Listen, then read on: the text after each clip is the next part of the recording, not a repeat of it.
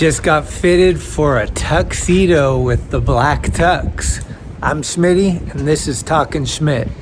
Today on the show is Jeremy Wray. Hey guys, I don't ask for much, but please hit the subscribe button on both YouTube and the iTunes store. Leave a comment or a positive review if you can. It really helps the show grow. Not asking for a lot, not charging anything, but these simple things can help a lot. Just trying to spread the word and bring in those advertising dollars so we can keep it going. Speaking of advertising, support for Talkin Schmit is brought to you by MANSCAPED, the best in men's below-the-waist grooming, champions of the world. MANSCAPED offers precision-engineered tools for your family jewels. MANSCAPED just launched their 4th-generation trimmer, the Lawnmower 4.0. You heard that right, kids. It's the 4.0. Join over 2 million men worldwide who trust MANSCAPED with this exclusive offer for you. We're going to give you 20% off and free worldwide shipping with the code SHOUTOUT at manscaped.com. Just type in the code SHOUTOUT and the rest is smooth sailing. Imagine shaving with a sleek, well-designed and optimized trimmer that makes shaving time your favorite time in the bathroom. I'll tell you this, I'm one of the first people to try the new 4.0, and I'm blown away by the performance. The craftsmanship and details on the 4.0 are next level. The 4th-generation trimmer features a cutting-edge ceramic blade to reduce grooming accidents. That's right, kids. Advanced skin-safe technology. Now you can feel confident shaving those family jewels. Did I mention wireless charging? Men, if you've been shaving with the same nut trimmer on your face, you've been doing it wrong. No person wants to end up with pubes in their mouth. Get 20% off and free shipping with the code SHOUTOUT at manscaped.com. That's 20% off with free shipping at manscaped.com and use code SHOUTOUT. Unlock your confidence and always use the right tools for the job with Manscaped. Shout out. Hey, I want to give a big shout out to Rainey and the boys out there in the East Bay, Oakland, California. I went over there last week and checked out the new skate shop. Break Free. It's open, I think, Wednesday through Sunday. You might want to check their Instagram, Break Free Skate Shop, but go check it out. All right. It is the Tao of Skateboarding book, Rolling Through Life, a Skateboard Philosophy, by the author that brought us Trim Camp, Mr. A.E. Gold. This book is a culmination of 8 years of interpretation from the Tao Te Ching. It is written for all the mothers out there who have children who enjoy skateboarding. And I'm going to read one of my favorite verses. Verse 6, Spirit. The spirit of skateboarding never dies. It is the infinite sidewalk to mysteries within mysteries. It is the seed of yin, the spark of yang. Always elusive, endlessly available. This thing's 43 pages. Bryce, you know you need a copy. Get this book. I think you can Google it. It's out on Amazon, but maybe other bookstores. It's a fun read. I read it one afternoon, but you can keep rereading it. The Tao of Skateboarding book, Rolling Through a Skateboard Philosophy. Get your copy today. Big thank you to all you shops out there. And if you're not on this wall, there is room for you. So just send me a goddamn sticker so I can get it up there. We got some new merchandise. It's being made and it's only available at shops to start. And I want to thank you guys that actually helped make the run possible. That's you, Filter Skate Shop, Deluxe SF, Ignition, Brian Sieber, always helpful. Solstice, Out East, big love. Kingpin in the 209, Backdoor. Fuck, dude, you guys have supported us so much. I got mad love for Backdoor, and I need to get out to your neck of the woods and kick back and do some skateboarding with y'all. Perma Vodka. Chet Childress territory out in Wilmington. Thank you. Atlas, always a big support in San Mateo, California. Society, you just jumped on board. That's my hometown, San Carlos, California. Thank you much. Crown, big love to Greg and the boys down there. Skateworks, Strubing, your family for life, you know that. Subsect, we finally broke the Iowa border, kids. Thanks to Subsect and thanks to Nate Sherwood, who apparently is going to be placing an order within the minute. Hold on. We just got the order. Thank you, Nate. Thank you, Edgescape CR. Talkin Schmit coming to Iowa. Boom. Mortal Skate Shop down in Arizona. Slappies. You know what time it is. San Diego. I got brown and yellow for you Padre fans. And Holistic out east. We got Black Market up north in Seattle. Classic Skate Shop up in Reno. Stoked to get you some stuff up there ASAP Ferg. We still have some of the Shrunken Head Talkin Schmit beanies at talkinschmit.com. Help support a great shop and a pretty great podcast. Oh, man. And in some real sad news, Corey Lawrence, Kansas City resident, vert hero, took a horrible slam last week. And I just got the text just now that he has passed, sadly. They do have a GoFundMe account set up to support Corey's wife and children through this devastating time. I will include a link in both the notes below. Literally just got the text just now while I was recording this. Stay strong, everyone. My thoughts and prayers go out to all the close friends and family. I'm sure whatever you can do would be greatly appreciated. Wow. Hey, it's Corey at Blue Plate, 3218 Mission Street. Come see us. Meatloaf, fried chicken, deviled eggs, Dollar Olympia beers. We're here every day of the week. We got a garden and we got smiles on our faces. Come let us make you happy. Well, as you know, this episode is dedicated to Jonas Wray. And now, another first impression with Timothy Donald McKenney. First impressions, I kind of just want to start out with a couple remembrances. First of all, Nollie 180 heel flip over the table. Complete opposites of your bro. Shirt, first person rocking a Burger King hat on anything. Pretty sure, dude, that was you. Could have sworn there was one of Jonas pumping gas with a fucking Burger King hat. This was my first impression, though, with Jonas was like fucking about a year ago at the El Granada ramp. And he was passing out I forget what he was calling them. He was calling like chillin' glasses or whatever. He had the Wray Brothers glasses. He's handing out shit to the kids. And I just sat back and watched him. But I saw nothing but man and nothing but a cool ass dude with a lot of confidence. You could tell he was a confident ass dude. I actually got to feel his aura and his energy. But more importantly, Nollie 180 heel flips over the fucking table. Bottom line. Shout out.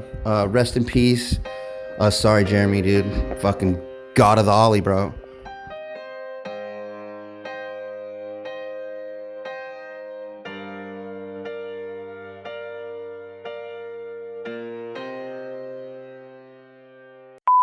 All right, what's up? This is Jeremy Wray, and you're watching Talkin Schmit. Enjoy. It's cool, like tonight is the night. Here we go again. Just give it the old college turn. Big dog's in. 96 times, Schmitty. Thanks, Schmitty. We on? Schmitty? Talkin Schmit. That's called go to the hospital, bitch. I'd be shitting my pants. Your Rolodex is fucking deep. It's about the one. Who is this guy thinks he's tough shit? What's up? We're tastemakers. Come on, Schmitty, what the fuck? Let's hear it for Greg Smith. Yeah!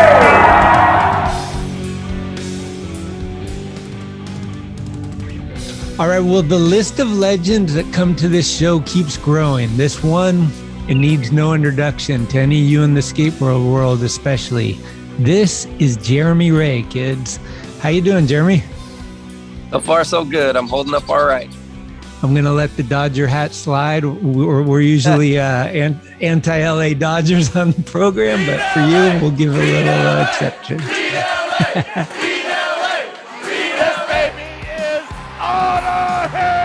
Days I used to rock the Boston Red Sox hat. Oh, really? Just strictly for the B. I never really cared about baseball. You know, I played as a kid, but you know, we grew up in LA, so we'd go to Dodger games, if anything, with my grandpa, like that. But even then, like, I never got that into sports other than skateboarding. Yeah, that's Andrew Reynolds. He's always got like some random baseball hat on. He's like, I don't know. I just like the color combo. Right. About the design, you know? Yeah. I just like the design, and I needed a hat. My Ray one got a little sweated out from skating in it too much, so I needed a clean replacement for now while we're waiting to get the new ones in. Okay. Where were you born? Born in Carmel, California. Really? At Fort Ord. No way. Military base over there. Like me and Jonas were born in Fort Ord. By Monterey. Yep. Huh. Yep. There for maybe a couple of years before getting stationed elsewhere, because our dad was in the Army, so he would always bounce around. So every 2 years he'd get somewhere new. Oh, okay. From there we went to Indianapolis, and then we went to North Carolina, then Florida, and then back to California. Where was it that you found your first skateboard?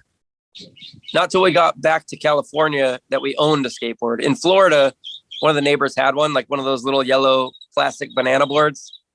And we'd cruise on that just in the street. But it was more like someone would bring it out. And we'd take turns just pushing around on it.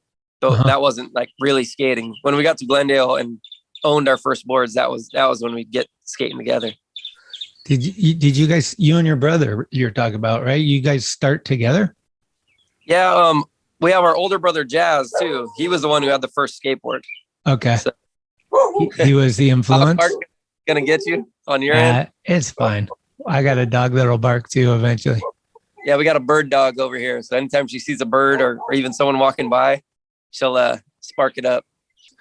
Was that your dog Honey out there, you said? Yeah, my dog, it's my fiance's name, Honeybee. Yeah, Penny's hanging out just right by the pool. Is it named after Tom Penny? No, it was short for Penelope. Oh, okay. We got a little pup. She was like the size of my hand. And yeah, she got named Penelope, but she's been Penny her whole life anyway. Nice sticker job back there. You like it? Yeah. Which one's your favorite? Can you see them? Skateworks popped out. That's the one that Colt Cannon always used to rock on his boards. And now, another first impression with Colt Michael Cannon. Hey, Schmitty, what's going on? It's Colt. Of course, me growing up with watching Jeremy Wray, you think of Secondhand Smoke. Just the opening scene of him just doing that line 360 flip down some stairs, this huge, massive kickflip that took little to no effort for the guy, and then him frontside flipping the Carlsbad gap. I mean, that whole video part kind of shot him up to godlike status, I guess you'd say, of me growing up. And I would say when I first met Jeremy, through just random demos, I was writing for Think at the time, he was literally just the nicest guy. He was larger than life when I was growing up, and here I am skating a demo with Jeremy Wray, and he's actually shaking my hand, looking me in the eye, and I think he even knew my name, which was I was like starstruck and thrown back on. And then fast forward a couple years later, we're on King of the Road, and just hanging out in a van for a couple weeks, and it just amplifies as the most down-to-earth guy I've ever met.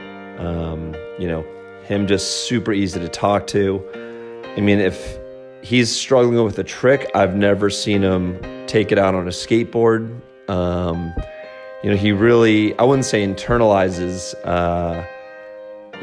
frustration, but like he just has a calming outlet of being able to focus and just concentrate when he's trying to skate, and it's very rare to see. And so, Jeremy Wray, just get to know him through all the Element tours and whatnot. The nicest guy, the coolest, down to earth, professional I've ever met. So, I apologize. I don't have a lot, Schmitty, but that's what I could piece together. So I hope that's enough. And I hope you're doing great. And no worries if none of this is usable. But hey, just good to see you're out there getting this coverage for everyone. So, all right, man. Take care. That's cool. I'm getting some Jonas stickers made up. I made a Shaka logo for Jonas that says like his name in the Shaka. Fuck yeah. So be showing up any day now. So I could send you one of those when they come in for you. Oh, I would love that. That'd be amazing. The stuff you did looks cool. I like the hammocky camera. Yeah, as I was doing the thing for Jonas, I realized I was thinking about Joe. He was on my mind too, because I think he passed away the very next day. I thought it was the same day. I was just like, it could be. I don't know. It was really close after that. Joe passed. Yeah, Jonas was on the 11th, so I don't know if Joe was the 12th or not. I heard about it on the 12th, but he was on my mind, and then that popped in my head as far as doing the camera with the Joe, 3-letter word with the O in the middle made a perfect camera. Dude, and the camera that he used to use, and it was one of the Nikon ones. So I just put Kameki as close lettering as I could get to the Nikon lettering, and it just came out cool looking. Yeah, it was still kind of rough, but I think I liked it wiggly like that. Kept it a little loose. Yeah, that's how he would have liked it for sure too. Yeah, his wife hit me up. She wanted to make some shirts for her and the kids. I said, go for it. Do whatever you want. Yeah. That's what you got. Okay. Sick. Yeah. I've been talking to them a lot. They're pretty strong. I mean, I know she's putting everything she has into the kids. So it might be a little bit denial or something, whatever. Everybody has their different ways of grieving, but she seems like she's holding it together. Forces you just to focus on what they need. And you can't stop and go into your little cave and hide. Yeah. Because I got my kids here too. And just, they need you. They need you more than ever now that someone else is gone. So you have to be there for them, and it keeps you focused, Yeah, it's been rough. So you guys started rolling around because your older brother had the influence? Yeah, Jazz got the first board, and I know he got a Vision Old Ghost. I don't know if that was his first board or if that's just the one that I remember him having the most. But once he had one, we would take turns and just ride down the local hill that led down to our house, and all three of us were taking turns on one board, just even like sitting down and butt boarding down the hill. So we would ride down pretty far, walk back up, and the two other of us are just waiting our turn. Then the next one would ride down, walk it back up, and we're just kind of learning the ropes of it. But eventually Jonas saved up and got his board next, and then my birthday was coming up in like another month or two, so I waited and I got one on my 8th birthday. And I ended up with a Voltura Shattered model. I don't know if you remember the old Voltura boards. They were like kind of toy store setups at the time. But it got me rolling. And, it had the full 80s get up with the nose guard and skid plate and rails and all that. And were there skate parks or anything around that you would see as a kid and be like, ooh, I got to get in there somehow? Or when we first started, we didn't even know anything about skate parks. I didn't know that they existed. I hadn't seen Skateboard Magazine, hadn't seen a video. But within the next few years, we linked up with other skaters in the area. And I think it was our buddy Matt Marcus and also our friend Danny Aldrich. They were the ones that were already kind of clued into Pipeline and Upland. So we went out there with them, got our memberships, and we just get dropped off and skate all day. So we'd mostly skate the launch bowl at that point. But we learned how to ride the big bowls and stuff. Were you aware that there were these dudes that had their names on boards and they were pro and like this level that was like a big difference from where you guys were? Well, I think being around Pipeline, you kind of just hear like people talking. And like you'd see Salba. It was Malba that came through. Okay. Yeah. That's Mickey Alba. And he would be skating one of the big bowls and everyone kind of stop and just check it out.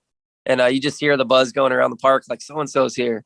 And but I remember Malba early on being one of the ones that we saw.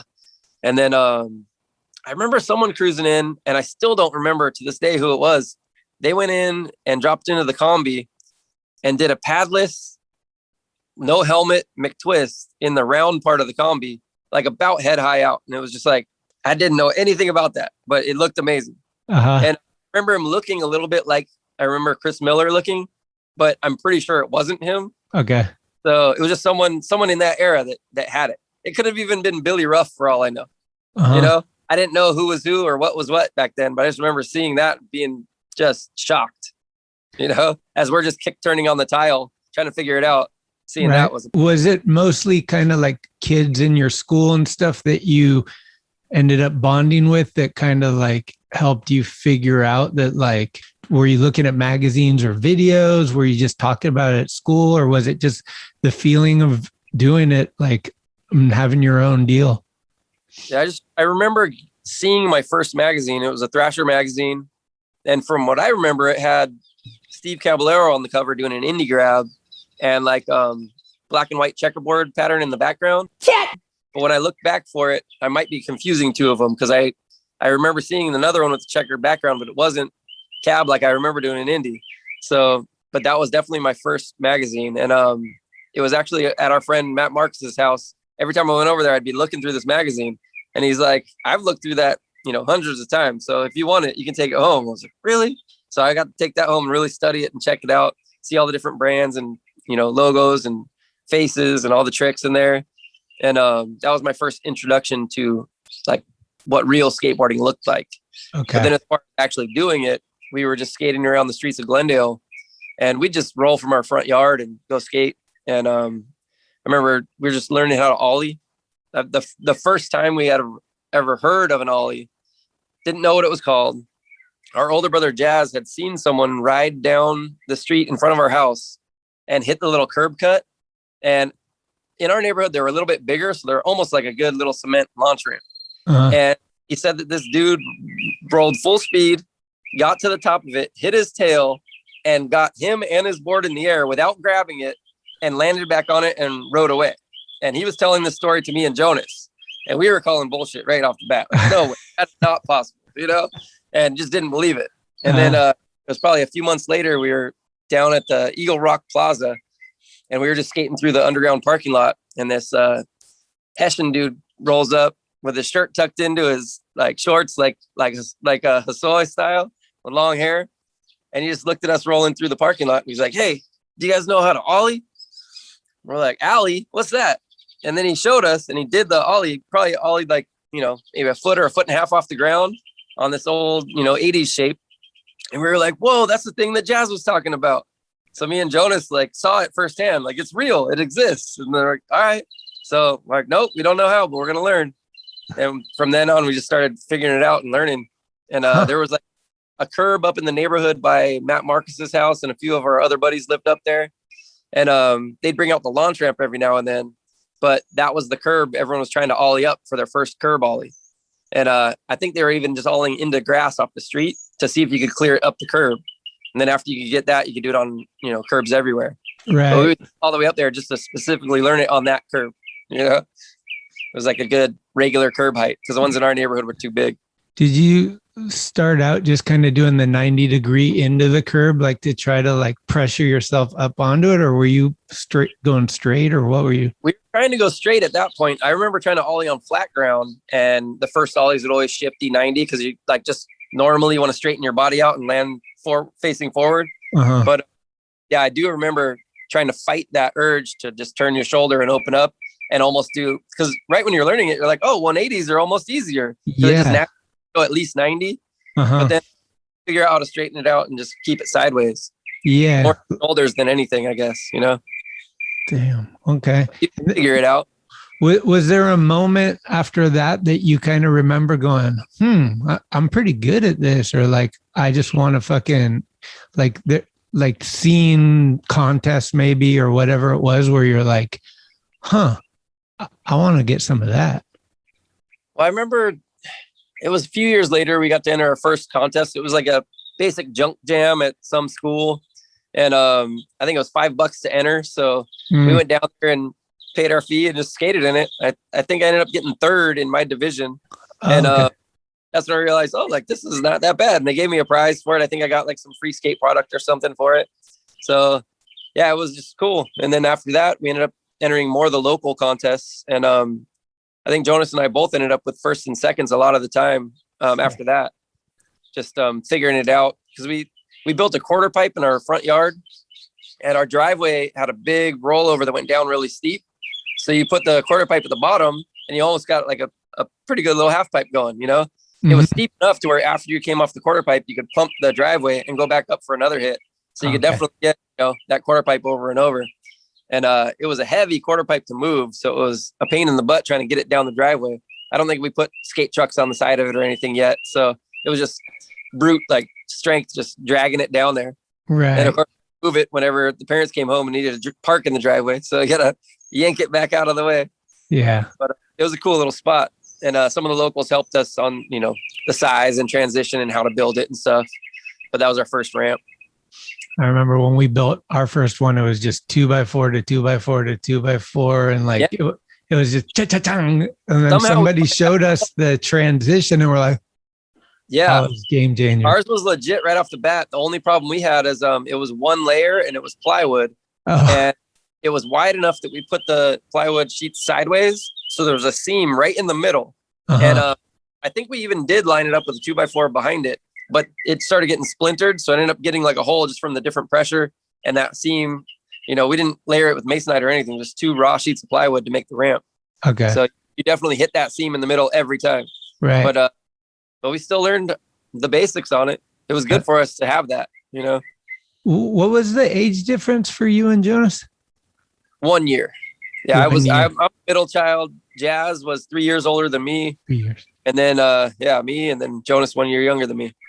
So with all three of you, was there like a camaraderie or was there like a competitiveness or like, how was it like growing up with the brothers?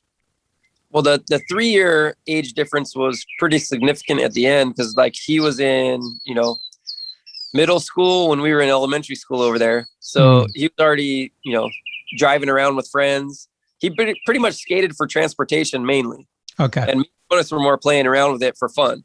Right. So as soon as he was driving and getting rides with friends, he stopped skating as much, whereas me and Jonas had those extra years where we're not driving for another, probably 10 years or whatever it is. So we were still just skating everywhere. So you just end up, getting control and figuring out how that board works and just having fun learning tricks. Sure. And just keep going from there. And like, just the feeling of learning something new leads you to your next trick. And sometimes, you're learning a few new tricks in one day just because you get sparked up on something and try some different variations of it. And you just keep going from there. Yeah. Okay. Was your first sponsor Blockhead or it was something before that? My first real sponsor was a Thunder and Spitfire. And that came from skate camp in Visalia skate camp. Oh, sick. And the way it went down, we were in the street contest, me and Jonas together. And I bailed one trick over one of the big hips. I think I missed some kind of, I don't know, maybe even just a regular kickflip, like over the hip. I missed one thing. And then Jonas's run was flawless. So he got first and I got second. And Shrugi was there and he was the team manager for Thunder and Spitfire at the time. Yep. So Shrugi hooked Jonas up right off the bat. And then I ended up talking with him and he's like, well, just send me a video. So I had to send him a sponsor me video to see if I could get on the team, see if I had what it takes. So I got home from skate camp, made my video and I gave it to him. And then both me and Jonas were on flow for Thunder and Spitfire. And then got on the team shortly after that. So I think we were getting flow for a little bit and started getting photos and things. Yeah. Asked him one day, like, how do we actually get on the real team? Like, flow is great. We like getting free stuff, but how about, officially being on? He's like, no, you guys are on. You're good. So, okay, we're officially on. Sick. But then I used that same sponsor me tape and I gave it to someone. I gave it to Kevin Bergthold, which is Dave Bergthold's brother. Yeah. Because he was at skate camp while we were there too. So somehow through one of the counselors, I was able to get the tape to Kevin Bergthold, who gave it to Dave. And Dave and Laban watched it. And I guess Laban was the one that gave me the seal of approval. He looked at it like, all right, let's see if we can do something with this kid. And he kind of let me get my foot in the door. And then we just ended up linking up and skating and filming. They were in the middle of filming for the video Recycled Rubbish at the time. So that was my first video part was in that. And I think I had 2 weeks to film and we just filmed pretty much every day of those 2 weeks and just linked up with everybody, skated with the team and brought them to some of our spots up here, and Right. yeah, filmed it all. What was that like filming back then for a video part? Would you say that like in your mind you had the mentality that you had to get good shit, or was it more like we're just going to go out and have fun and document our days? Well, we had been filming with friends for a while, just making these little sponsor me tapes, and we had been watching skate videos, of course. So you see what other people are doing, so you're trying to play catch up, because those videos would come out like, maybe one every year or so. So every video would come out, there'd be like 15 new things that you've never seen before. So you got to try to figure out how that works and get sparked up to learn new things. And in our own videos, we were trying to at least match that if we could. And if there's anything we could find that was a little bigger, we would try it and see if we could push it. But eventually we ended up catching up sometime after those early 8th Street videos.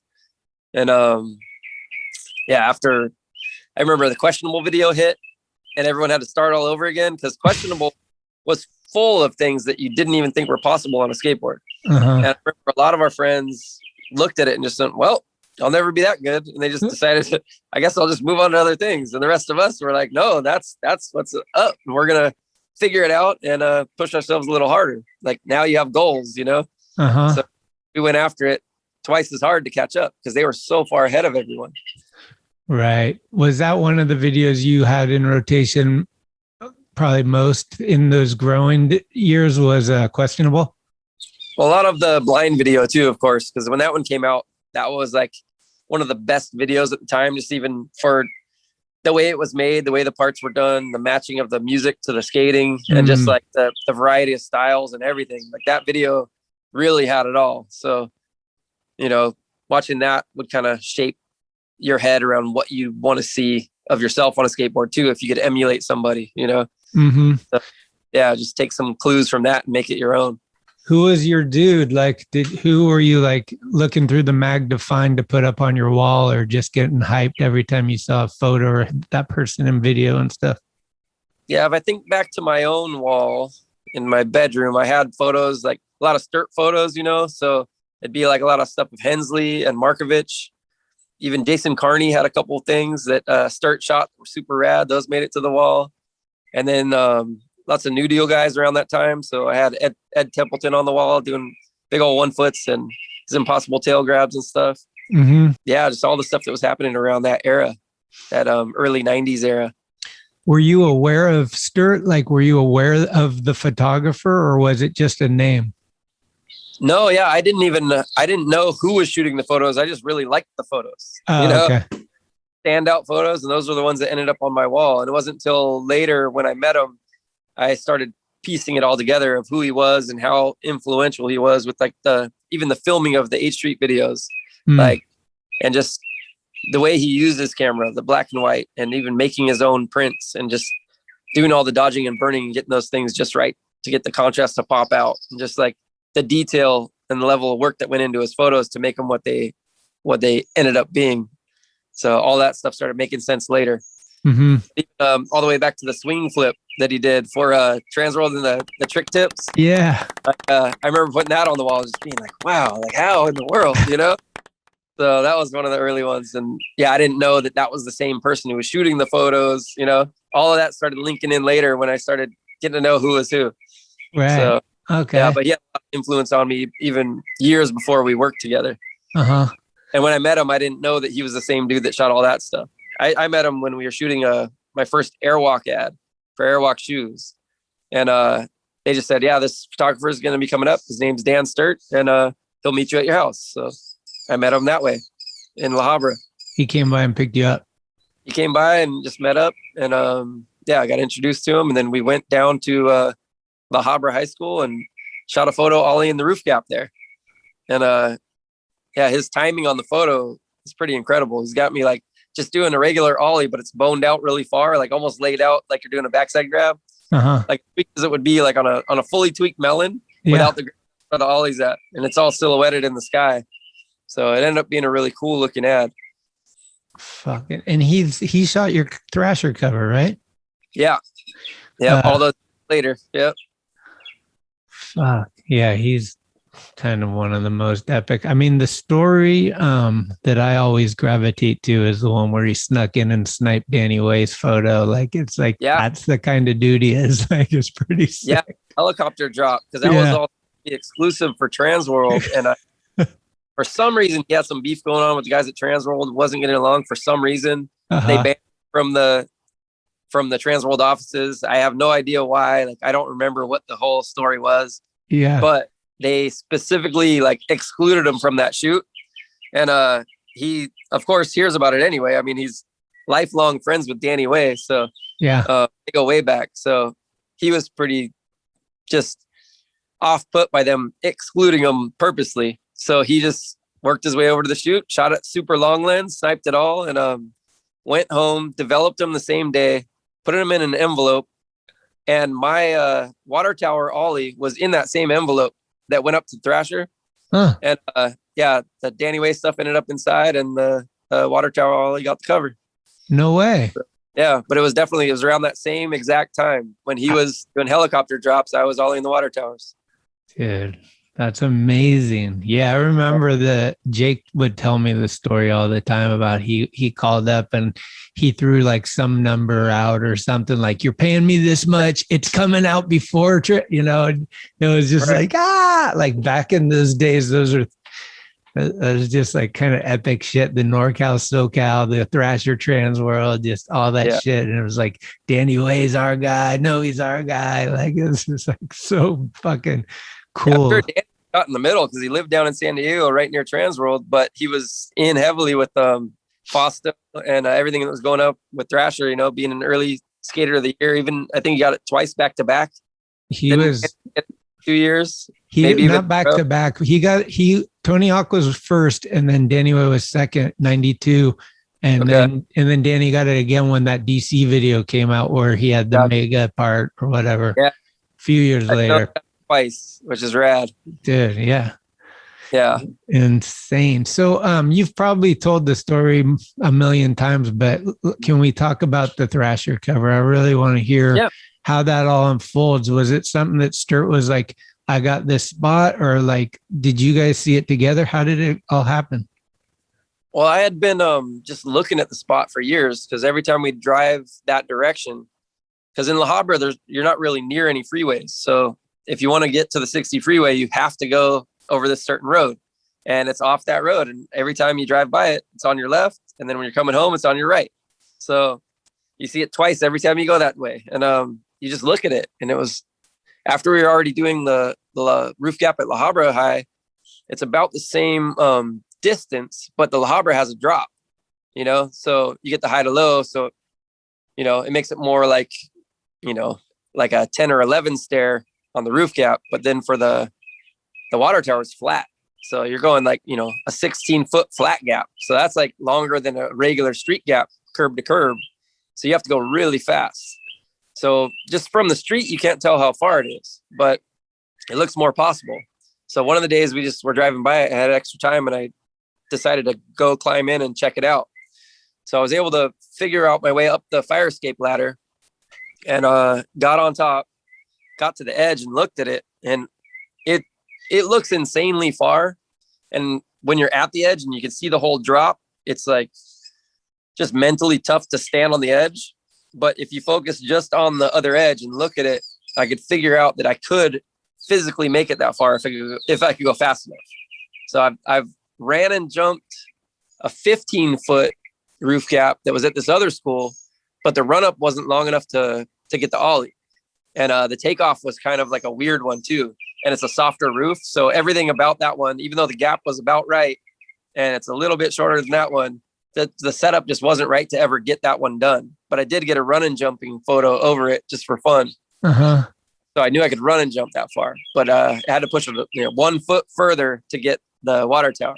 So yeah, as far as... Did you actually measure it? Yeah, I tried to walk it off from the bottom. So it turns out my shoes, when I was riding the Duke shoes, they were exactly a foot long, 12 inches long. So I could walk a gap off and find out exactly how long it was. Okay. Just the heel. I'd put my heel right on the wall and just put toe in front of heel all the way, and then I'd figure out how far it was. So yeah, that one, it was right at the edge of being not possible, but if you went fast enough, you can make it. So yeah, you just had to go fast enough. Pretty much just go as fast as humanly possible and ollie as good as you can, and you'll barely make it, you know? And the run up was like smooth up there and everything, or did you have to do some preparation? Did you have to change anything from what it was? No, I really never liked changing anything. I wouldn't Bondo cracks or like cut kinks or anything. I would like to skate it as natural as possible. And I would like to add wax or anything. Like just skate it as it is as much as possible. Sure. And it was the same. Like the only thing is the landing had some like cement patches on it that were a little too rough to ride on to take off from that side. So that's why I had to run and jump to the other side and check that side out. That side was smoother, but it's still rough. It's like a kind of just like a really rough sidewalk. Like it's got that just rough cement texture to it, but it's skatable. So, and the other side was definitely smoother for the takeoff. So I was able to take off from there. If there had been cement patches on that side or anything else that was in the way, then it probably wouldn't have been possible. But going that direction, it made it seem like I could do it. So did you go up on both towers and inspect them beforehand? Well, I couldn't get to the other tower because there was only a fire escape ladder on the landing tower. So there was nothing to get you on the other one. It was just isolated and there was no fire escape or any way to climb up it. So I kind of just had to look from the landing, and I hadn't gone to the other side until the day that we decided to do it. I had to run and jump over and check it out. So yeah, but when I ran and jumped over and checked it out, saw that it was doable from that side, then just got myself mentally ready and decided to give it a shot. And yeah, I just know pushing. You can't push too close to the edge because you need to get your feet set to ollie. And you're going so fast that if you don't do that right, I've seen other people mess up too close to the edge and don't get their foot on right, and then you're going over the edge. Well, that's not enough here because you might die if you fall off this one. So you had to make sure you were set. So I had to get all my speed a little earlier, take that one last big push, and then get my feet set because you're going no matter what. So once you're going that fast, there's no stopping the momentum. You know, it's not like if I decided not to and I could just try to run off, there's nowhere to go. So you have to commit from that last push on, and that's it. So there's no option of just like jumping off your board and clearing the distance or anything? I don't think so. I really don't. Yeah. Because so it's just one and done. You just got to like make it. Yeah. You have to go fast enough. And you have to hit your tail hard enough, ollie high enough just to clear it. And just to make it to the other side safely. Yeah.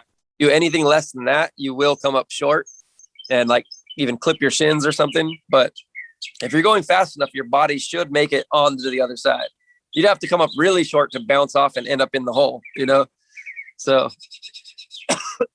And when you land, are you going so fast that you're worried? Like, do you have to power slide to make sure you don't go off the other end, or do you run it out, or what do you do? It was big enough to just ride and turn in a big circle. You know, I was able to land and just keep the momentum and turn in a circle. And yeah, when we were done, I just had to climb back down the fire escape ladder because that's the only way down. And it's sketchy going up that ladder because they had it gated off at the bottom. You know, those fire escape ladders have like a round cage around them. Bottom, they have like a metal grate that's locked, so you can't go up the hole. But I was skinny enough to fit around the backside of the fire escape ladder between the ladder and the cement wall. So you had to be just skinny enough to fit there. And it was just room to like climb up. And then once you get high enough, you can work your way around the cage and go up the rest of the way. Was it just you and Sturt, or was other people there? It was me and Sturt and our buddy Andy, and then Ty Evans. And Ty Evans was filming it from the hill. So he was like higher up on the property and on a hill, just so you could see the actual takeoff and landing. And Sturt down below getting the shot from underneath. And our buddy Andy just happened to be there. He wanted to go skate that day. He lived in my apartment complex, and he was like, you know, he wanted to go skate that day. So he came with us. And the only reason I had Ty with me, because we were filming for the starting point video for Transworld. We were doing like a how-to video and just doing the basics of skateboarding, like doing, you know, pop shove-its and kick flips and heel flips and all the basics. So we were going out to film that day, just some flat ground out in LA. So when Sturt hit me up randomly that morning and saying, he asked me if I wanted to do that thing today, I was like, all right. I knew exactly what he was talking about. So I had to hit up Ty, like, hey, mind if we take a detour today? We're going to go do this thing with Sturt, and then we can go do the starting point stuff. He's like, yeah, no problem. So he had no idea what he was getting into for that one. Just kind of surprised him with it. But it all worked out because there was no one else who could have filmed it better than that. Like he nailed it with the filming on that from the top angle. Sturt nailed it with the photo from the bottom. And I liked the time of day Sturt chose was to get that shadow on the landing wall too. So that really stretched out silhouette shadow was perfect. Because I had brought him there to check it out another day, probably, months earlier. And he just kind of took a look at it, tried to eyeball the lighting and wrap his head around how he wanted to shoot it. And he randomly hit me up the day that he was ready to do it. So, and luckily I was ready to go too. Okay. What's it like shooting photos with him? Is it a little extra nerve wracking knowing that he's there? Like Jeff Rowley's always talked about, like getting canisters thrown at him and telling him like just kind of hectic shit. Like he's like, this is no fuck around. You're making this or whatever. No, for me, like Sturt and I were actually good friends, from the day we were good together. Okay. And he was like, I'm sure you've heard some crazy stories about me and whatever. I'm like, no, I don't know anything about it. You're starting from a clean slate. Okay. Yeah, he thought his reputation like preceded him on that one. And I was like, no, I honestly had no idea. And that's when I started figuring out what was what. Okay. I've been hanging out with Sloshbach because we were filming with Sloshbach a lot. He would have Sturt stories because I guess him and Sturt used to skate together and hang out together back in the days. So he would tell me how much of a wild man Sturt was. Right. But I had no idea. So I found all that out after. Oh, okay. And what's it like when the cover comes out? Is it a surprise? Did you know it was coming? Like how did you see it for the first time? I guess that one was a surprise. Yeah, I don't think I had known about it. I think it just showed up. Like you had a subscription, or like you were in 7-Eleven and you saw it in the newsstand, or? No, I probably had a subscription at that point. Yeah. And I think it showed up, but I'm sure someone else got it before me and brought it over. And then I got mine in the mail because maybe they send out their subscriptions alphabetically with my last name being a W. I always get mine last. Okay. So people have a week before me. So I don't know if that's how it works, but I know mine always came pretty late. Had you had the cover of any magazine yet? Yeah, I'd had the cover of Transworld a few times before the Thrasher one came out. Oh. And I was supposed to get the cover of Thrasher a lot of years before that, back in like 93, maybe even. I had a backside on 80 that I shot with Chris Ortiz, a double set in Wilshire, like in LA on Wilshire. It was like a 5-flat-7 double set. And I had a backside on 80 on that. And he actually told me that it was going to get used for a cover. But then that whole thing with Color Skateboards went down. I ended up riding for Color Skateboards, which was partly owned by Rich Metaver, who was owner of Union Wheels. And I guess they had beef with the people from Spitfire Wheels and all the NorCal. So enough beef there that Thrasher just decided to ban everyone that rode for Color Skateboards from their magazine. That was their way to retaliate.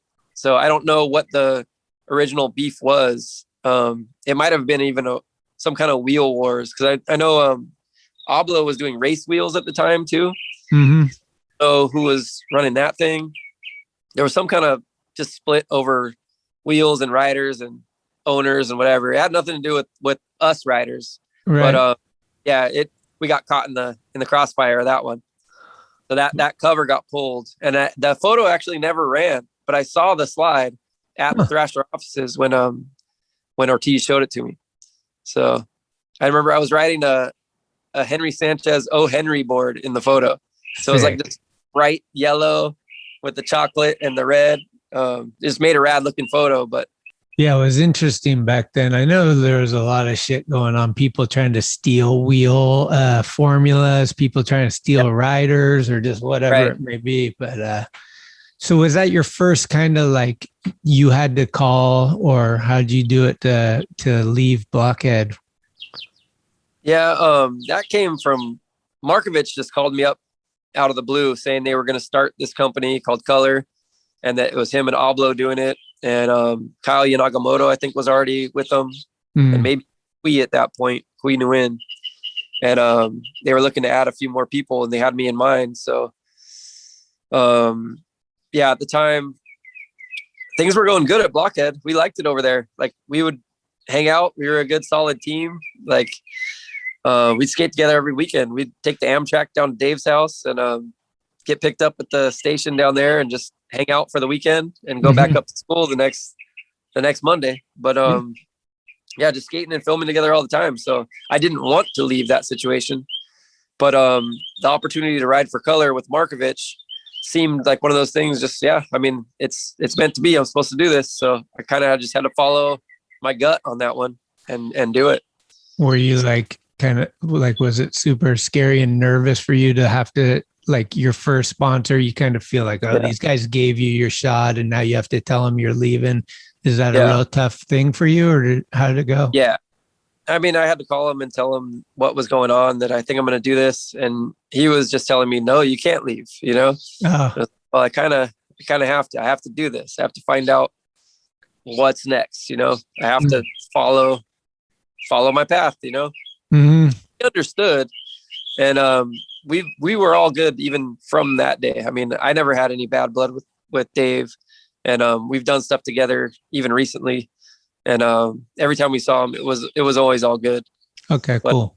Yeah, I definitely regretted having to do it right then, because it seems like we were building something over there that was going to be good again. Like, right. It's like that good momentum, but it's one of those things, I guess you can't really control the timing of all these things, you know? Some things just happen. You gotta do what you gotta do. Was one of your first trips with Blockhead then? Did you guys go on any trips? We would trip back up to like Visalia skate camp. And okay. We went back up there because we had been up there as campers, and then going back with Blockhead the following year as a rider was pretty cool. And just getting to skate with all the little kids again and, like, I don't know, inspire them. Like, I got inspired by the riders that would come through. Totally. So that was always fun. But yeah, we'd do little filming trips. Nothing too extensive from what I remember though. Did you go on a bigger trip with color? Did you guys were you flying anywhere or anything? Yeah, with color, we went to Europe for the first time. Like, we went to do all those Europe contests, like the take the train, those Titus ones out there in Germany. Yeah. Yeah, it was like a big 3 contests that were going out. So we'd fly out, take the train everywhere. And I remember on one of them, Oblo, it was just me, Oblo, Markovich, and Mike Santa Rosa. So we all flew out there together, and I think Chris and Mike were a little bit older. So they were like maybe a year or two older than me. So they were already hanging out together, going out to bars and doing their thing. And me and Oblo kind of got stuck together because he had to pretty much look out for me. Mm-hmm. And then unfortunately, Oblo got hurt at the first contest. He was out there skating on the course and, like, broke his ankle. He broke like a bone in his foot or something. Uh-huh. He had to fly home to get it fixed up. So he gave us whatever per diem we had for the trip. And Markovich just handed me mine, and him and Santa Rosa went off and did their own thing. So I was basically alone in Europe for the rest of that trip. So I just gravitated towards the Toy Machine crew, because Ed Templeton was out there with all his guys, like Ethan Fowler and whoever else was riding for him at the time. And they were going to like art museums while they were out there and stuff like that. So I got to piggyback on their tour and just make it through with them. So, and I was into all the art museums. I'd been to all the ones in LA. So it was cool to get to see all the crazy art they had on the walls in these European museums, you know, like real Van Goghs and Picassos and stuff. And it was right there in front of you. So it was pretty influential early on, just seeing all the artwork too. Oh, and that's your first trip to Europe, period, not just as on a skate trip, just ever, right? Yeah. Yeah. We got to experience all that stuff through skateboarding for sure. That rules. Yeah, it was wild just being, you know, I think I was 18 at the time, just traveling through Europe with no cell phone, no way to get a hold of anybody, no connections, just winging it and just following the crew, you know. We always got to where we needed to be, but yeah, it was pretty wild. I remember even skating with my passport in my pocket, even for the contest runs, because I knew if I lost it, there's no other way to get out. So I had to keep it with me. So that's your prized possession right there. You cannot lose your passport. Backpack with all your stuff, like even underneath a ramp at the contest course, kids were just yanking those things left and right. You know, they would just go missing. So I'm like, I gotta skate with my passport in my pocket at all times. Fast forwarding a little bit, Plan B days. Yeah. The video part I want to get to in a minute, because that line where you open it up and skating to Cream is White Room, right? Yeah. Like that, I think, is forever. Like even right now, if you watch that part, it's just like really sick. Plan B was established already. That was probably the fourth video or third video. Okay. Yeah, 'cause they had full and virtual reality. And by the time virtual reality came around, we were in the mix enough to where we ended up at the premiere for that one. So we got to see that in the movie theater down there in San Diego. I think that one might have been at Spreckles. I'm not sure. Okay. But I remember going to the theater on that one, which was pretty awesome to see that stuff on the big screen with everyone when they're seeing it for the first time. Yeah. You know, when the split screen starts happening and there's 3 different videos going on all at the same time in the intro, it was like, oh. Yeah. Or wow. Yeah, so sick. Good. And like I had a friend that made one of the squares, and it was just like nice. It was insane. Paul Zwanich, I don't know if you know who he was. He grew up with Jake Rosenberg, so like they would go out filming. I think he was on Planet Earth maybe at the time or something, and I think he has a nose shove it at Hubba Hideout or something. Nice. And it's in there. And it was just like, fuck, so sick to make that intro. But so how does it feel like already Plan B, like you said, for that time, they were like the next step after H Street. It was just like, these dudes are, every video that comes out is like sickest music and shit you didn't think was possible on a skateboard. And then like Mike Carroll style and just like everything like EMB, this is their spot. Like it was really legendary. Pat Duffy out of nowhere. No one's even heard of him. And he's like the gnarliest dude ever. It's just like, what the fuck? So I'm just wondering like, what was it a phone call? Was it something that built up? Like, how do you eventually like get on to Plan B? Well, when Color split up, I guess there were just issues between Oblo and Metaver about the quality of the product. It seemed like they were trying to cut too many corners and just cheapen up the product everywhere they could. And Oblo wanted our stuff to be the best. And he just couldn't keep going like that and fighting that fight, because it just, every time they had a chance, they were cutting corners and making our stuff worse than it could be.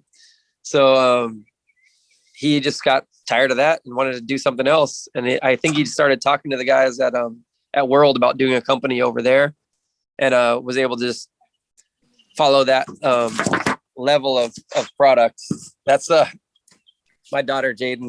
Oh, there she goes. Hi. Yeah, that's my daughter Jaden. She's homeschooling because she wasn't feeling too good at the end of last week. And then I guess if you have a runny nose and a fever, that's 2 symptoms too many, and they send you home. So she's going to be home with us for the next 10 days, they said.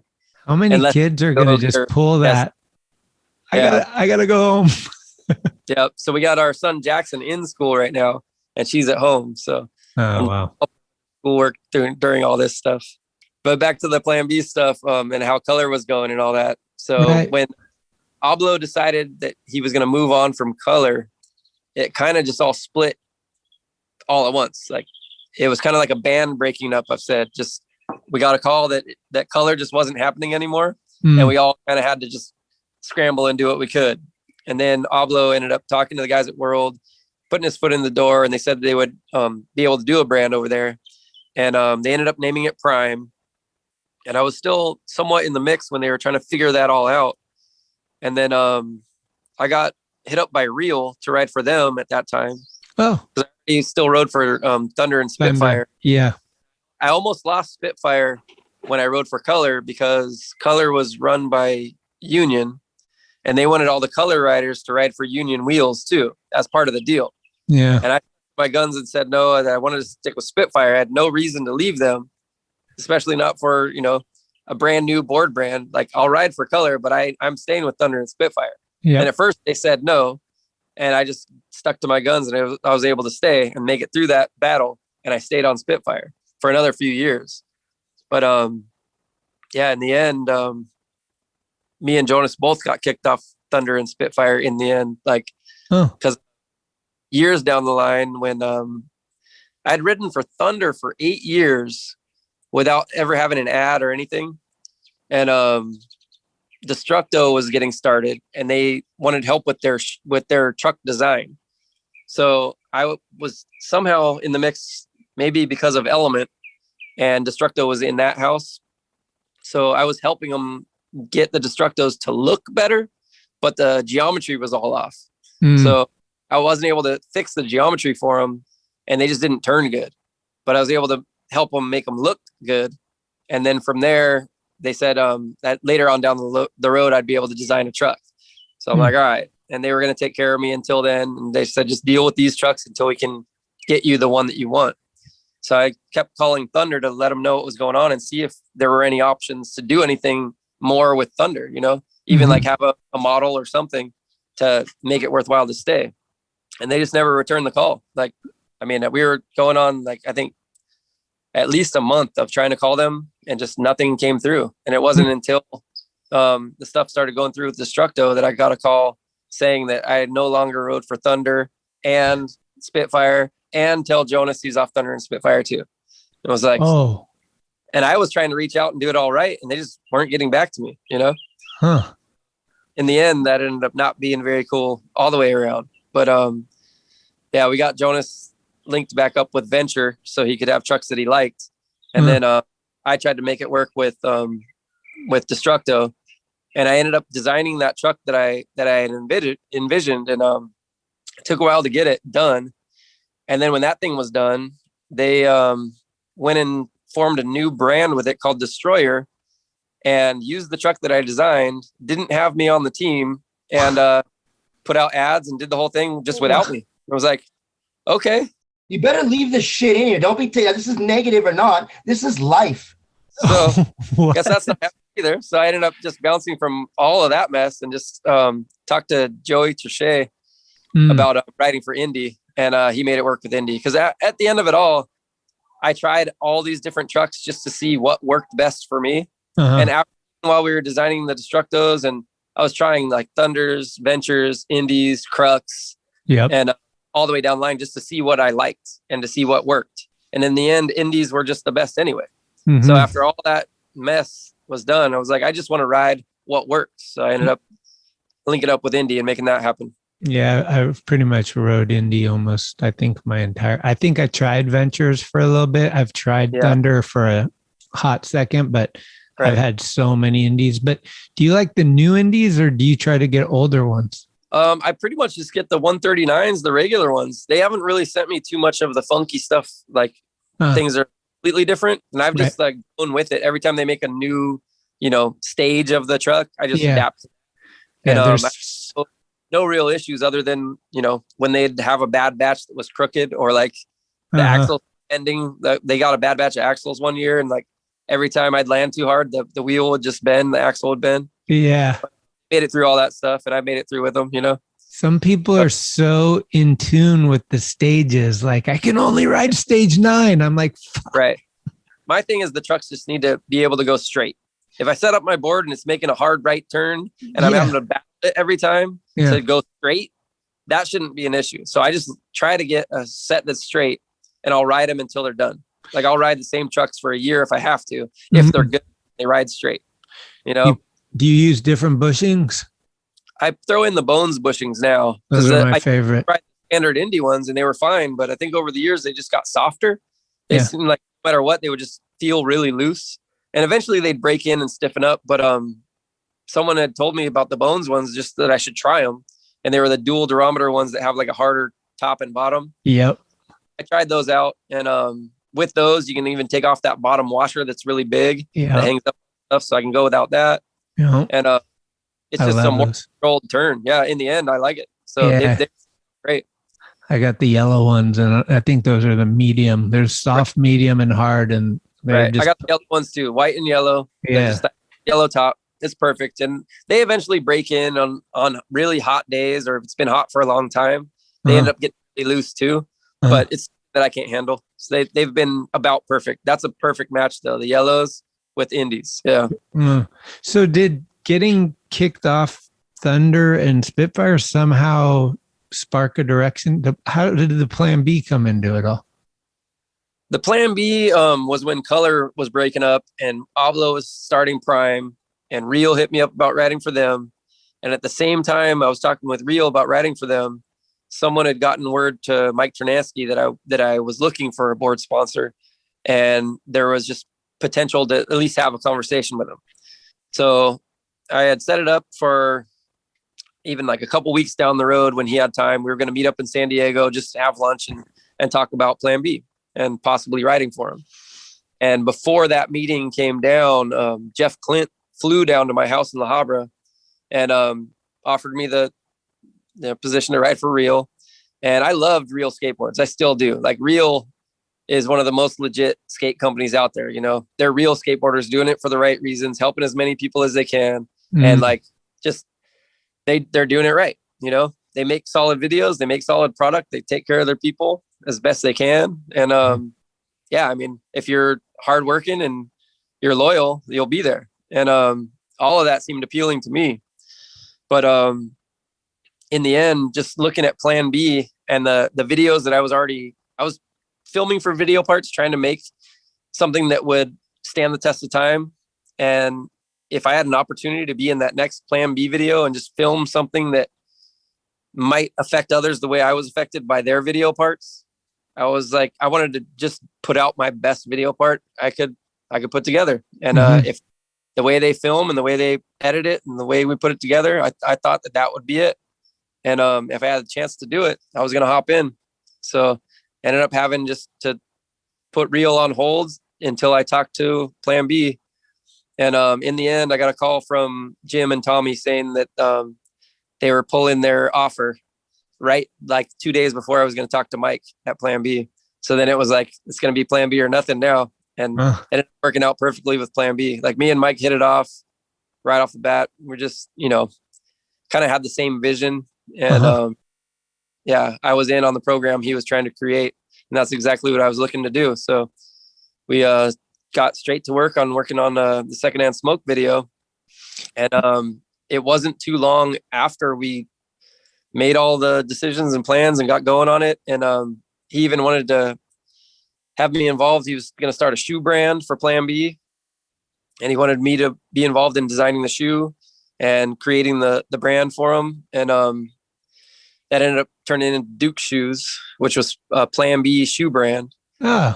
He had already seen what was happening with like Cab and Vans and Nodis and Etnies, and just people were going to have pro shoe models in the future, and that the shoe sponsor was going to become more important than their board sponsor. Now, at the time, that was a revolutionary idea, and no one would have believed it. It was way ahead of its time when he was calling it out, but he the future. So he wanted to have something that they could, you know, get their foot in the shoe market and, you know, get it started early on. So that's where it came about. And right when we were in the middle of putting all those plans together, that's when Mike Ternaski got in a car accident on his way to work. I was there that day at his house. We had just come back from the Vancouver contest, and I had gone back with him to his house, and I was going to drive home that next day. And yeah, I think I had gone down to his house and flown up there with him for that Slam City Jam up in Vancouver. Yeah. Came home, stayed with him that night. We had a good talk. He was even talking about having my brother Jonas ride for Plan B with me. So we did stuff together. And that I would have Jonas basically under my wing and make sure that he's working hard at filming for video parts, and that he would stay focused, you know. And yeah, Mike was down for the idea of bringing him in, and we're just going to work with him and kind of bring him up with us. And yeah, he died that next morning on his way to work. So all of that stuff kind of just stopped.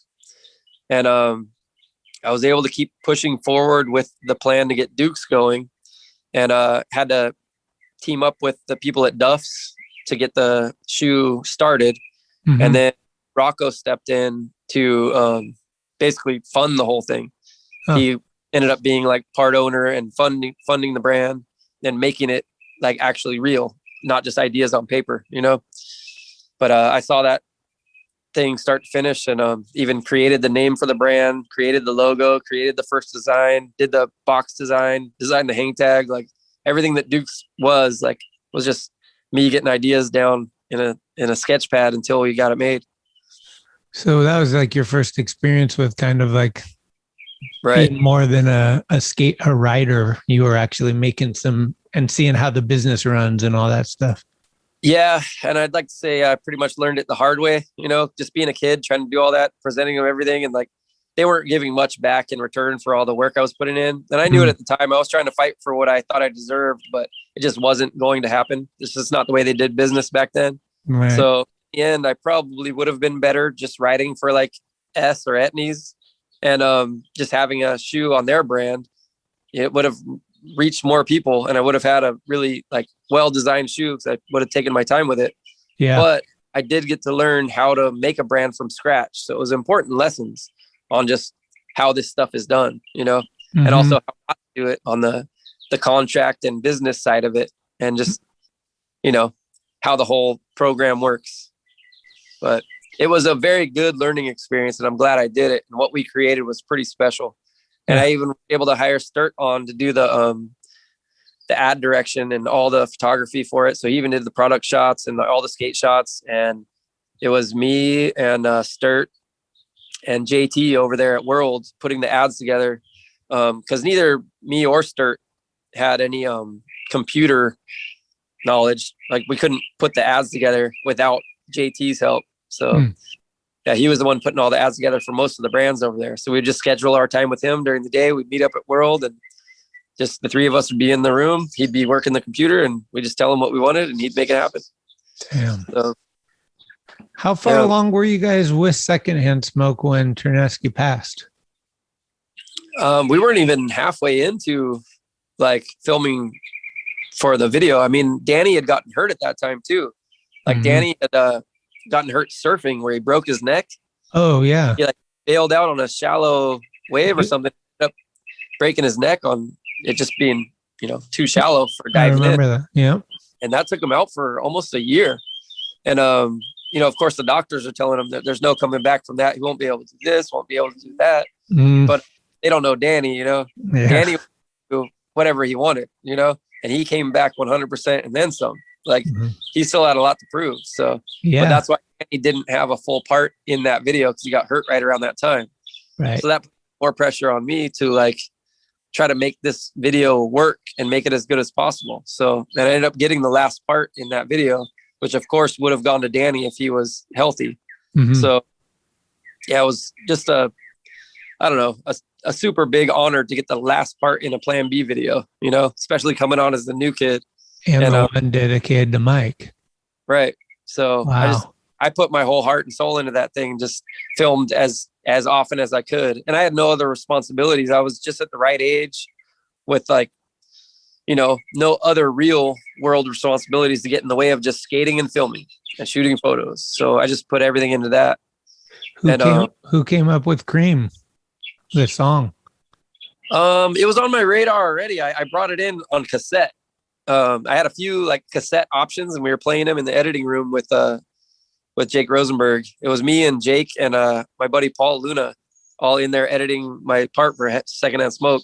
And just listening through different tapes. I had a couple options, and the only reason why I almost didn't use that song was because Richard Mulder had used the end of that song. There's like an instrumental section, and he did that in a Foundation video like a couple years earlier. So it was like, that was my only reason for maybe not using that song. Okay. But in the end, we ended up using the song all the way up until the instrumental starts, and we cut that part out. So the video part ends right when that part starts. Okay. Footage to fill up the whole instrumental section. But when we got to that part, we both just all three of us kind of decided that it was good as is. It was like, well, what about all this other footage? It was like, you don't need it. Like, we have everything we need right in that one little tight section. And it fit the music so well. It was like, no need to dilute it or drag it on. Right. So a lot of leftover footage, it sat for a bit, but some of it ended up in a Bones video, I think, years later. The Bones Class 2000. Some of that ended up in there from that long ago.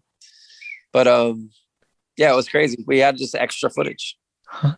And that opening line, do you have that late in the game, or had you been sitting on that line for a while? Like, did you think like the way you guys open up the video, it's just this long line, and at the very end, the gap, and then like, was that really thought out of, or did it just kind of fall into place once you figured out the song, or like?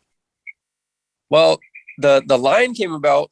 We had been at Matt Hensley's house doing a team meeting over there, and that was after Mike had passed away. And we were just doing our team meetings at Matt's house because it was a good central location for everyone. And it just happened to be skating distance from Carlsbad High School. So after one of the meetings, we all skated down there and just skated to school for a bit. And we had all of us there that day. So we were doing lines like from the set of stairs and then making a right. There's like a round circle hole gap that we do flat ground tricks over. Then you go to a corner ledge and then turn the corner. It was all just flat ground from there on out. Filming a few lines there. Danny was there and he suggested, well, what about doing a gap, like doing a line to the big gap, you know? What about turning left and going that way? Like, well, we can try it. And just gave it a shot. And just tried to figure out what tricks I could do along the way. And at first I was filling it up with a lot more flat ground tricks, just a lot more tech flat ground.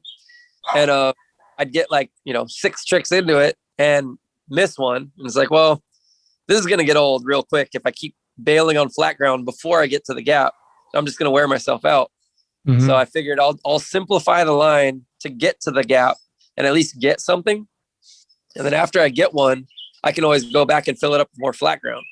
So the one that I got was the first one I made. And it was probably like the 4th time I got to the big gap for the frontside flip.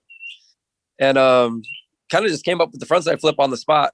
Like I had to do something down it. I didn't want it to be an ollie or 180. I wanted it to be a flip trick. So I just went for the frontside flip and it ended up working out fine.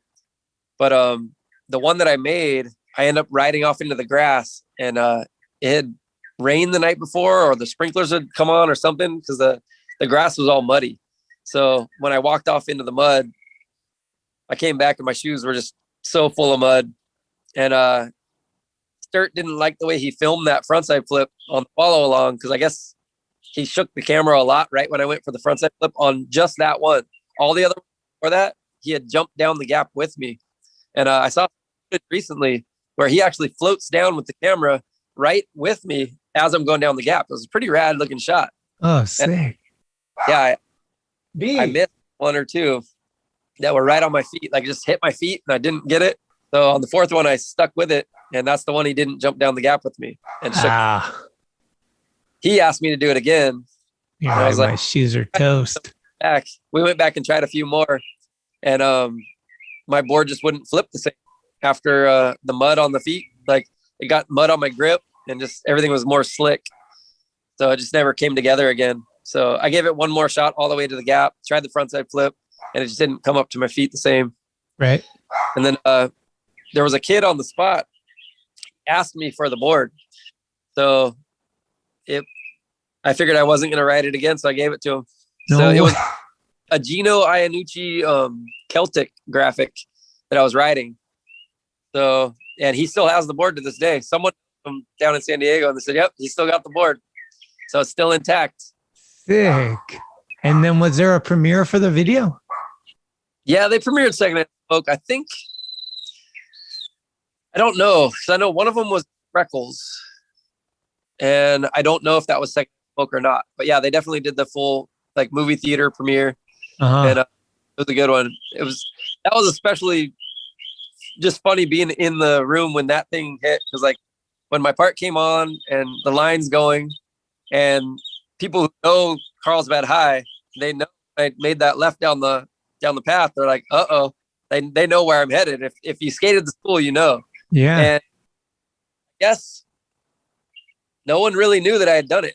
We had kept it under wraps pretty good. So by the time the premiere hit, no one knew that I had done that line. So it was pretty rad seeing people see it for the first time and just being introduced to it. Yeah, that was, I mean, dude, back then it seemed like so much was able to be held under wraps. Right. Like I remember the 8th Street videos where they were doing the no comply kick flips, and you're like, how the fuck are they doing this? This is impossible. Like you would just see certain things and you're like, how did we even not get a clue to this? And like, right.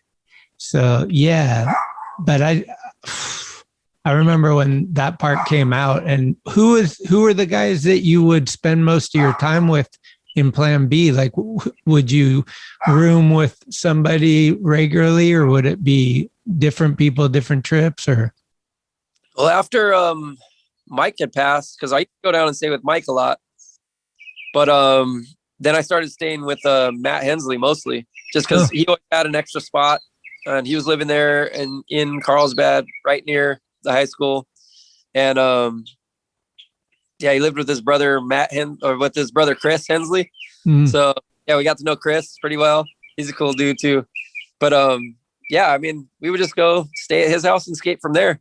That was kind of the home base.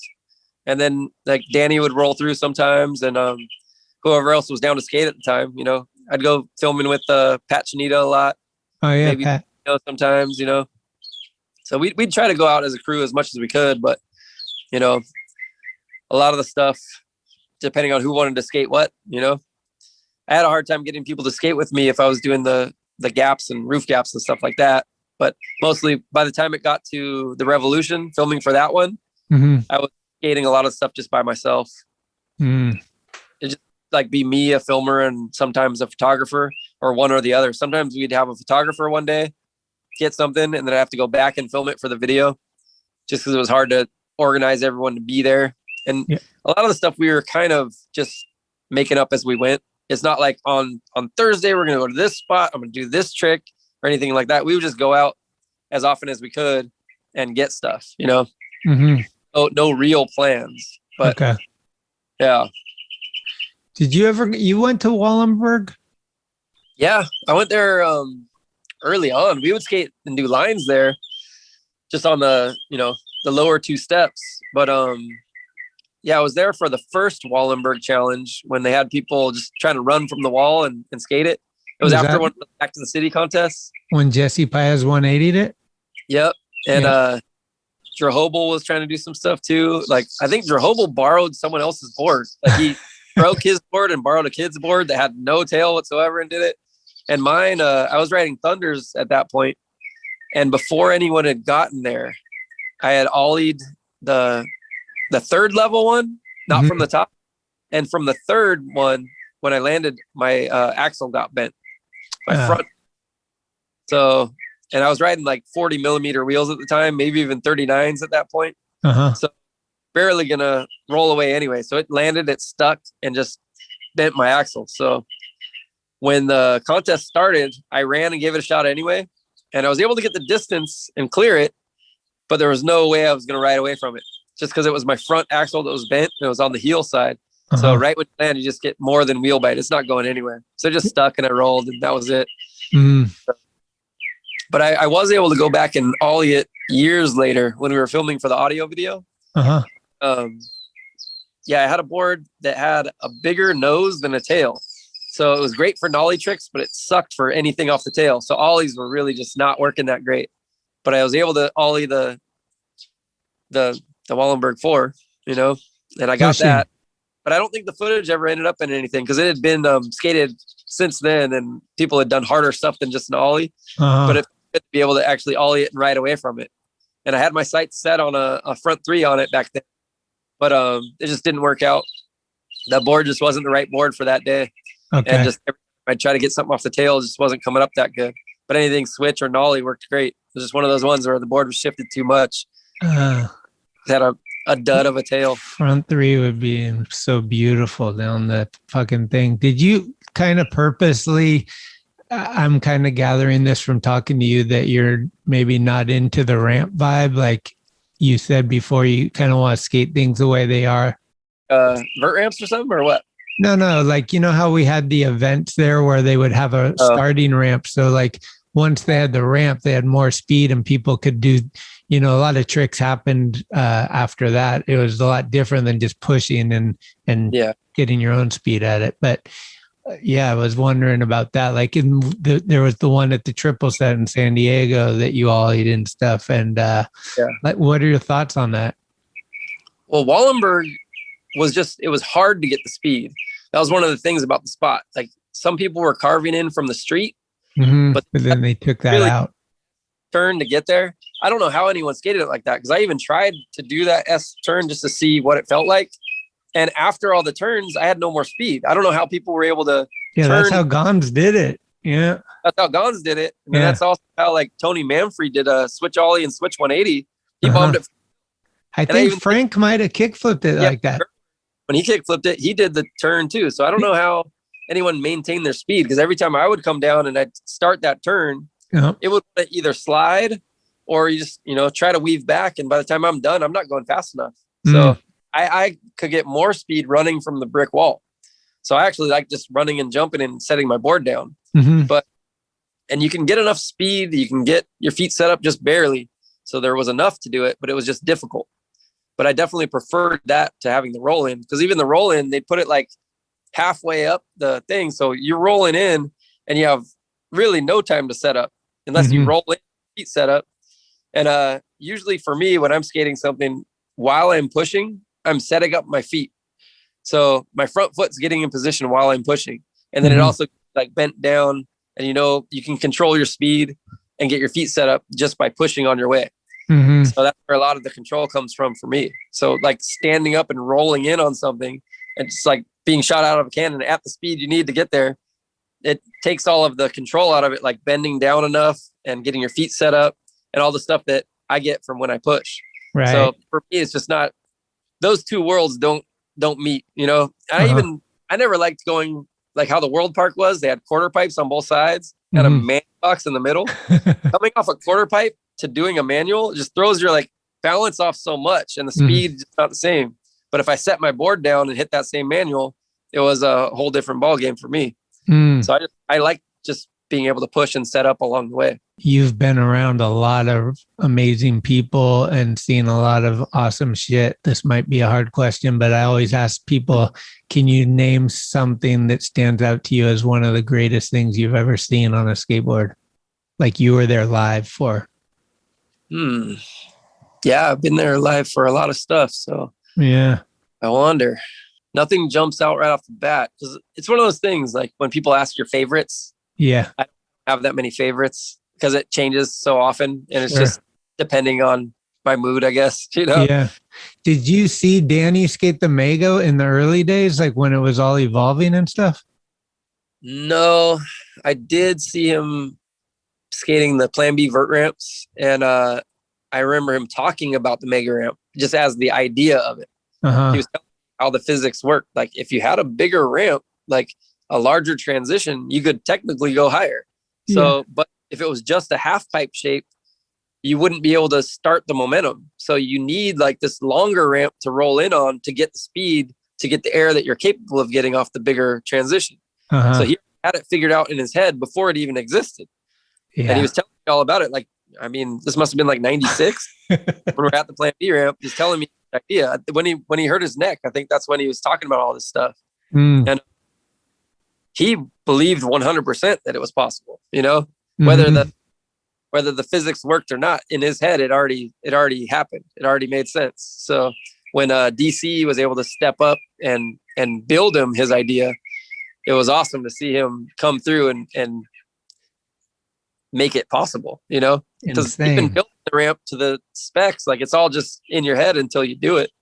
And at that point, it's got to look intimidating, but the Great Wall of China, the whole thing is just fucked. Like that little documentary that Jake made with him is like, he eats shit the day before. He didn't know if they built the starting ramp good. It was, I mean, all that shit is so hectic. I saw him. I was there when he jumped off the guitar at the Hard Rock. Remember when he was talking about the roll in, and he tells the guy, I would rather clear it by 10 feet than come up 2 inches short. Like, it's way better to have more speed than less speed, because if you come up short at all, you're landing straight to flat. If I clear it, at least there's that long landing ramp to land on. So that's why they even built him that little extension on top, because he knew, like, he's just looking at it. He had it like that. He could eyeball it and know, like, that's might not be enough speed for what I need to do. So it's weird that he knows that just by looking at it, but he knew. So, and when they added the extension, there he goes, backside 360, even with the broke, and made it fine. So that's amazing. But yeah, you got to trust your gut on that stuff because no one else knows it better than you, Yeah. For sure. This week on the gram, Sarah's buns. Cookie Head tries to jump rope, and DeMarcus finds a new line at Petrero.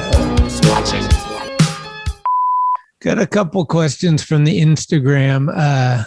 Do you know Judd Hertzler? Shout out. Yeah. He said, did you ever let Gino and Keenan and Pupecki get under your skin? He said that they gave you some shit or something and wondered if they ever bothered you.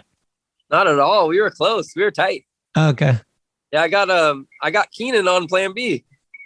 Oh, you did? Yeah. Before he got on Blind, he didn't have a sponsor. We knew him back from the Fun days when he rode for Fun with Ron Allen. Mm-hmm. And we skate with Huff and Keenan and Gino and Jason Dill all through those days. But we'd go up to Huff and skate with Keenan and Huff a lot. But when they had their place down in Huntington, we would just go down and meet up with them and try to pull them out to go skate. They were pretty lazy at that point, Like we'd come down in the afternoon to go skate with them. We couldn't pull them out till like 4:00, and it got 5:30. So we get like an hour and a half with them, but we were constantly getting down there and getting them out of the house to go skate. So we were always tight. Yeah. They never bugged me at all. They probably vibed other people and gave them a hard time, but like we were close. Oh. Yeah, we always got along. Do you still keep in contact with Dill? I had lost contact with him when he moved to New York. I didn't have his number or any way to reach him. Oh. And then we crossed paths at some contest in Costa Mesa. That was the first time I'd seen him in probably 11 years or something like that. So got to see him there, talked to him for a bit. And then, he off and on just wouldn't have a working cell phone or things like that. So there was never any way to reach him. I had some random email that I would try sometimes. And, there was just no way to contact him. So, but we've crossed paths again a couple more times. Once at like some art show out in LA. So I saw him at the Adidas event because I was next door at the poker tournament for Jerron Wilson. He was having his birthday poker tournament. Oh, sick. But I got a letter from him, a handwritten letter that he shot a photo of, just saying how sorry he was to hear about my brother Jonas passing recently. Right. And it was a nice letter, just, signed. And it was cool to get that. So I responded to him for that. Right. That was April 11th. You were saying that Jonas passed. Yeah. Do you want to talk a little bit about that at all? Yeah, we can. What had happened, my wife and I had left town to go to Vegas for my birthday.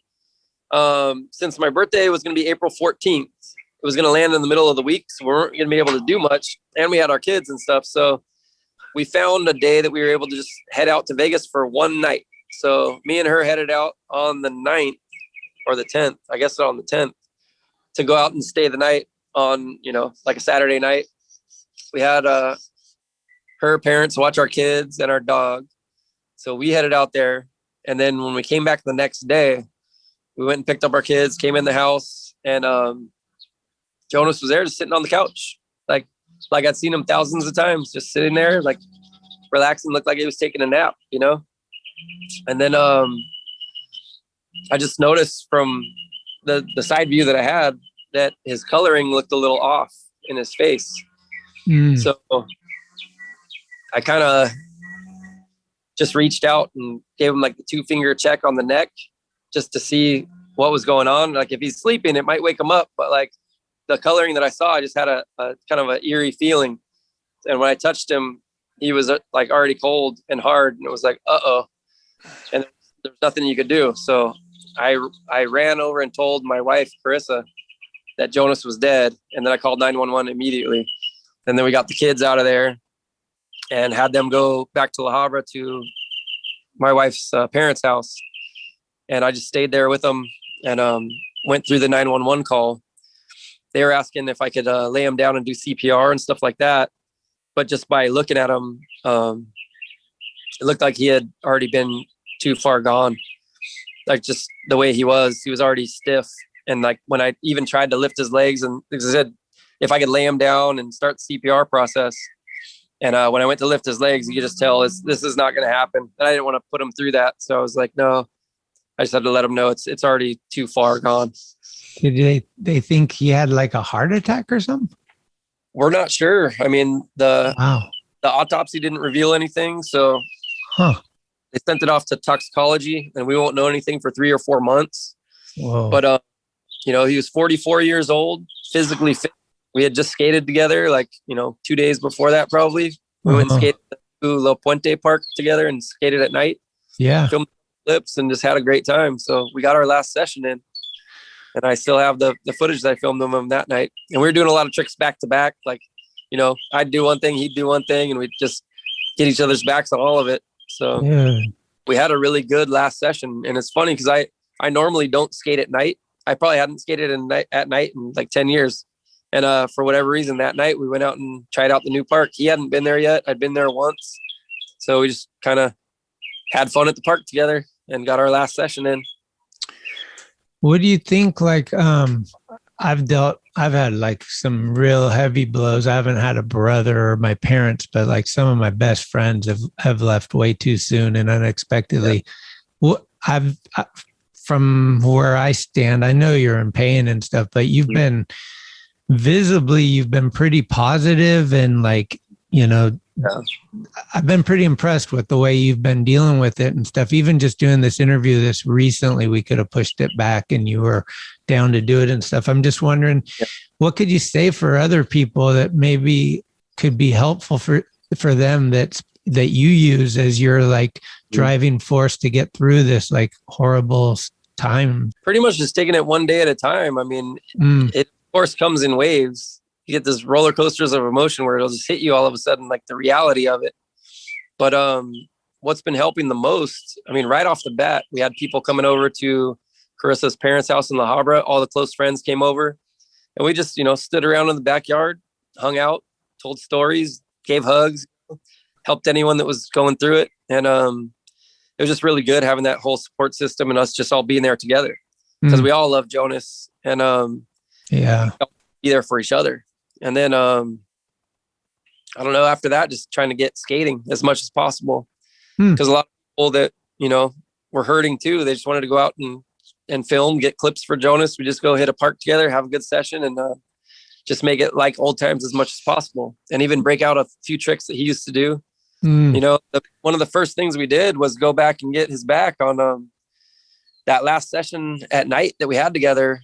At the very end of the night, he did a nose bunk on this bump to a big cement round ball that they had at the park. It's at the La Puente Park. And it's just a little kicker to a cement ball.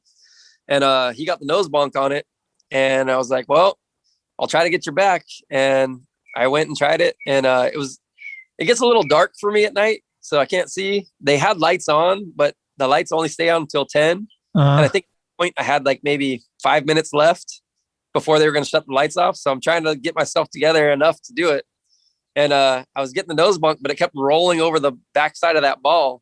And I couldn't get the bunk early enough to get you to bounce up. Every time I reached for it, it was already going away. So, and it just got harder to get the speed right because you can't go fast at it. You have to go slow enough to hit it, but fast enough to clear your back wheels. So, and also that's coming off a quarter pipe I don't like and getting set. Yeah. So, and just everything just wasn't coming together. So I'm like, you know what? And then they shut the lights off on me before I got it. So I was like, I'll get it next time, and we're all right. I was completely fine with not getting it because I knew we'd come back and get it.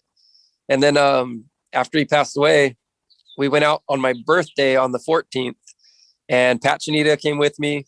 We had our buddy Nate and our buddy Chris Valdez, and we all got the nose bunk for him back to back, just all in a row. All four of us got it. And Paul Luna was filming it for us. And it all just came out super good. It was just a rad tribute to be able to go back and do that for him, Right. It felt good. Okay, good. Yeah, those are the same type of vibes that, me and McKenney were skating a lot together with Eric J, and then he passed, and we're like, we got to go do this thing for him. You almost kind of like make a mission to do a tribute for however it is for you to get it through. Purpose, and it's a positive purpose, Right. Yeah. A lot to do stuff in their honor that you think they would like, Mm. I've been trying to just incorporate some of the tricks that he used to do. Like I usually would do backside heel flips, and he was a backside kick flip guy, Okay. So I'll throw in some backside flips for him. And then Sick. I'm going to try one of these days coming up to get his nollie frontside heel flips. He had those better than anybody I've ever seen. Right. So he could do them over picnic tables and stuff. And it's like, I don't know how he would just do it. They just would go up to his feet like magic. And I had at one point figured out how to do them, but I liked nollie backside kick flips better. We were complete opposites on a lot of tricks, like even for my frontside 360s, he had backside 60s just good. Yeah. As far as the tricks go, like we were always just complete opposites on stuff. It was weird. Huh. Okay. Just naturally opposite. Fuck. So what's up with Wray Brothers? Well, that was the brand that we were doing together, Wray Bros brand. And it was just, I was doing all the design work, and we would just come up with ideas together, make our products and sell them. We were doing it all ourselves. So if people ordered from Wray Bros, they were getting it directly from us. It would be us, like, receiving the order out of the garage, going down to the local post office and sending it out. So we'd add in a bunch of extras. Like Jonas was big on getting these sunglasses like laser engraved, and he had keychains that he would make, all this like extra stuff that we could do that was just a cool bonus that we could throw in the packages for everybody. Right. So that ordered from us got extra stuff that was directly from him and I, just for the love of pretty much just saying thank you for ordering with us, Yeah. Yeah, it was just cool to be able to add in that stuff for everybody. Yeah, I do that sometimes too. Like I'll have a stack of stuff on my desk. I'll just be like, put this in, add it to it, and they'll be like, wait, rad. Yeah, that's a cool vibe. Are you what's your plans right now? Are you got some stuff going or thinking that you're going to try to like put out a little video or what are you doing? Right now, as far as the brand goes, we were right in between making the next run. We were getting our designs and ideas together. The workshops were all jammed up, so it was going to be hard to get boards right away, because we had sold everything that we had as far as boards right before Christmas break hit. For some reason, just everyone started hitting us up all at the same time and ordered all the stuff we had in stock. So when we went to order, COVID hit, and it jammed everybody up. So we decided that we're just going to shift over into soft goods and make shirts and hats and more of our sunglasses and whatever else we can make, while the boards kind of open back up. We needed to get something through the wood shop a little faster. Yeah. So in the meantime, rather than sitting and doing nothing, we were just going to make a lot more shirts and hats and whatever else we could make. But we've even shifted now. I made a little Shaka logo with Jonas's name in it. I don't know if you saw that. Yeah. It was like AONAS. So I'm going to make a run of that stuff just in his honor, and just so people can have something with his name on it that they can wear proudly and enjoy, go out and skate. So it just has like a good vibe and a good message to it. And I'm going to get that on as much stuff as I can right now, just so we have something that everyone can enjoy and figure out what's up from there. I have been talking with wood shops about getting some stuff made. I'm going to see if I can reissue one of Jonas's boards. The first one that popped into our heads was doing the Indiana Jonas one. Oh shit. It was a graphic drawn by John Lucero. Sick. It was going to be a Black Label board, but Jonas ended up leaving Black Label and writing for Clean Skateboards. So that board came out as a Clean skateboard.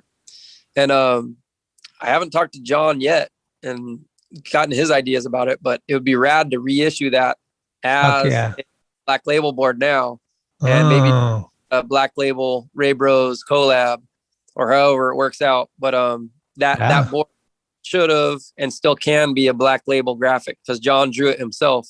Right. And it's a rad board. So I'll talk to John. I'll reach out to him though about doing it because I think it's just the right thing to do. I think it'd be rad and people would want it.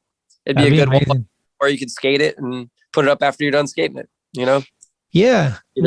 What do you think it is? Is it the COVID that like boards are very hard right now to get, right? Like just all the wood shops got backed up. Some of the wood shops had to limit their production. So they were getting backed up on all their orders because they weren't allowed to have like the whole team working indoors because that not possible. And it was against regulations. You could get heavily fined if you were still operating as business as usual without following their guidelines. Right. So I know that for a while, some of the wood shops were working with just like a skeleton crew, just to try to fill some of the orders that were already like pre-ordered. And then they weren't taking any more orders for a while because they were already just trying to catch up.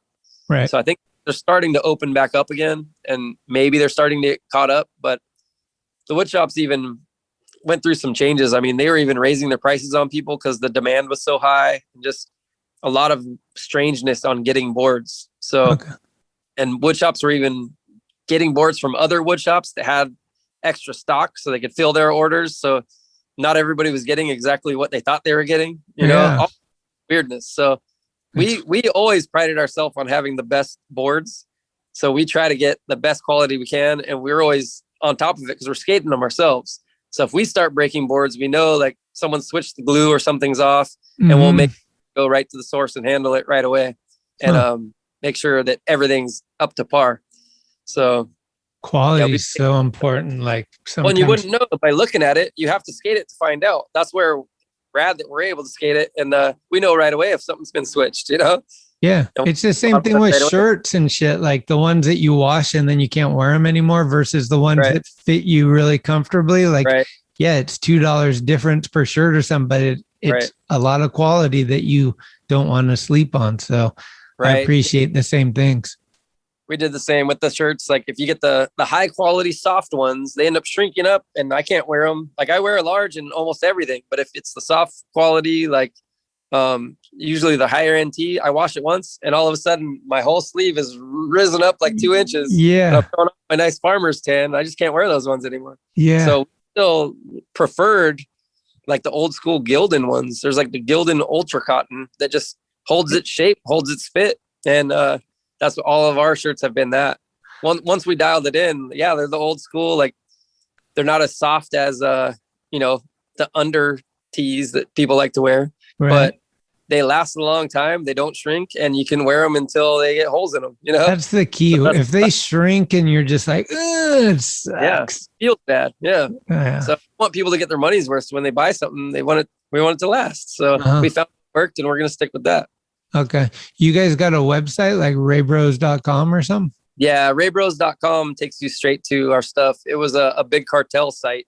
We used to have the website up separately, but however it was being hosted ended up not working out. So now it just links directly to the big cartel because we were out of all the boards and, you know, even the hats sold out. We had sunglasses up. I got to make some more of the sunglasses because those just recently sold out. So rad.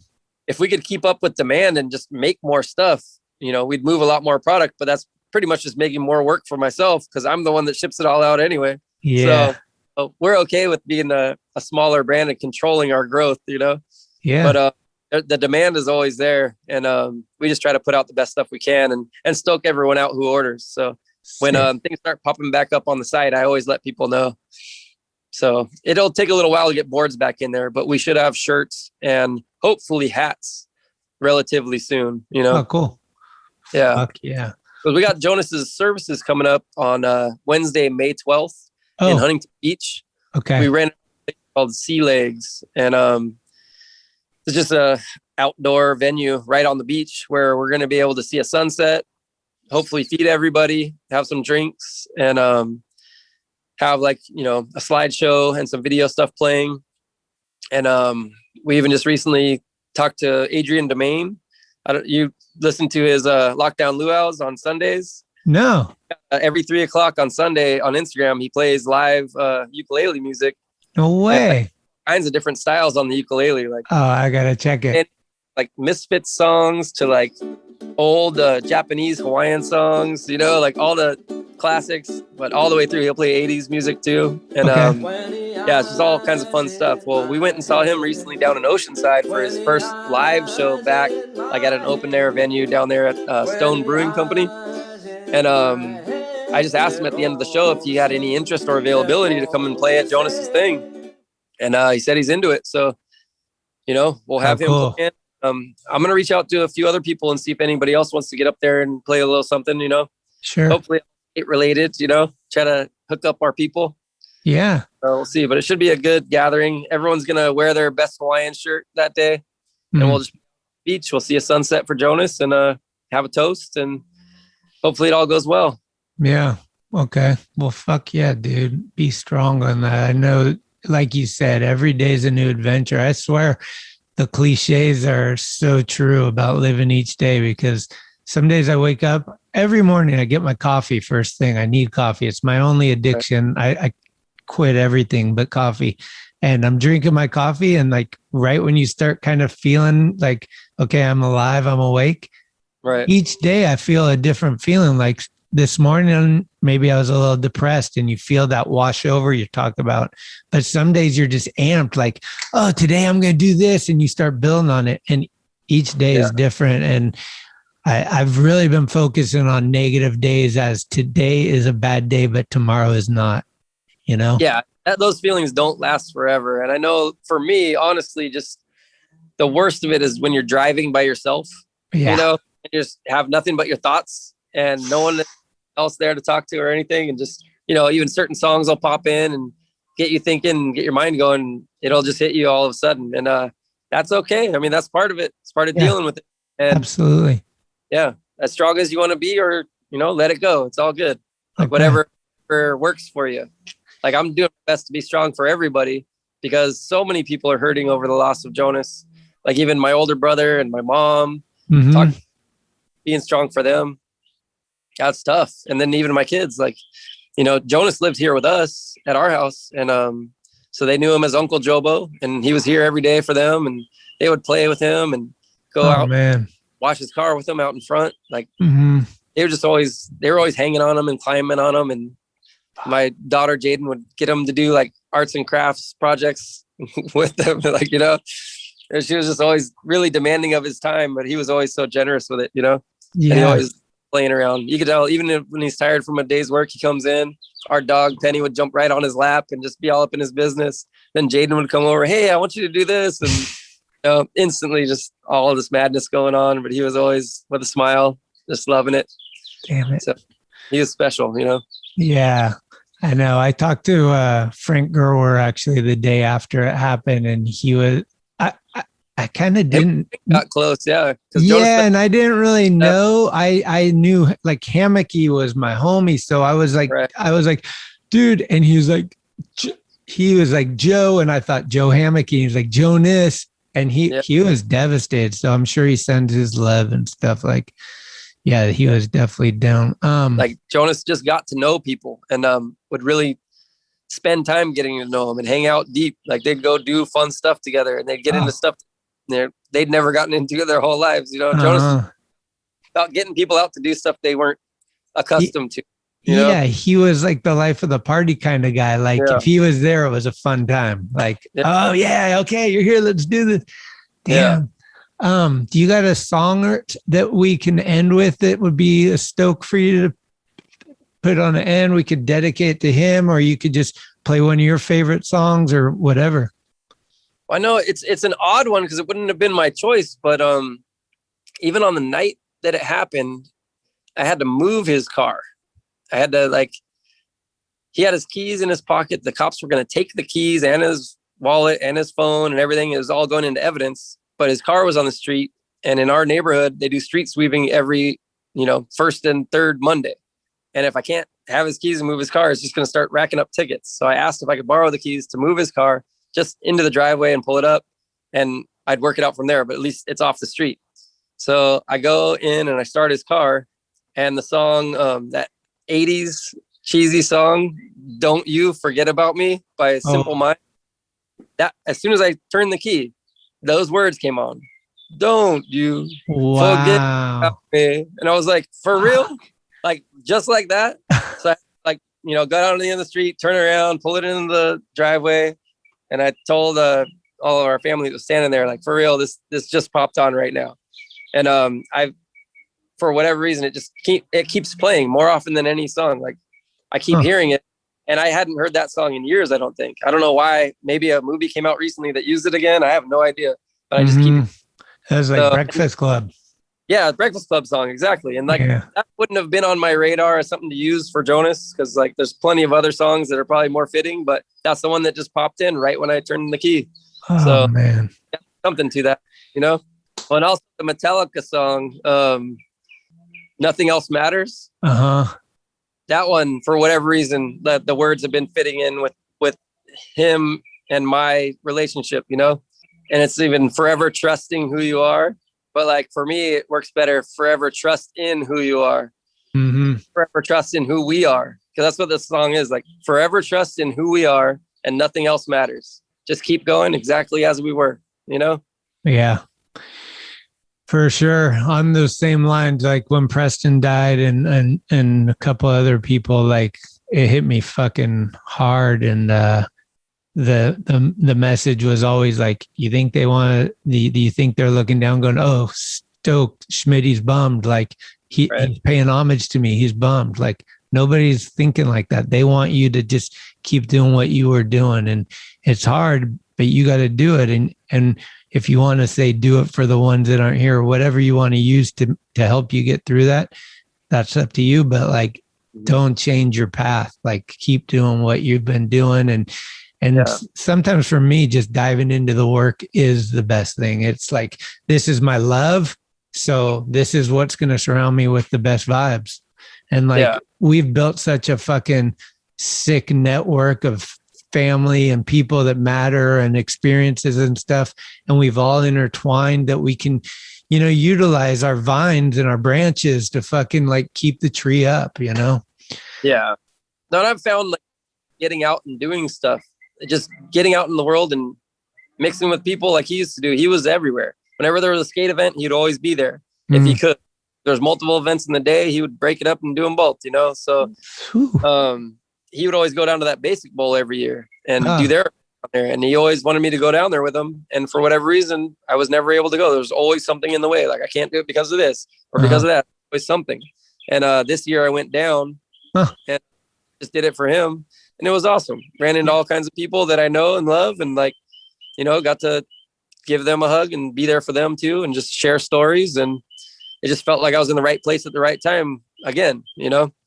So just getting out and doing stuff that he would have done puts me where I'm supposed to be anyway, you know?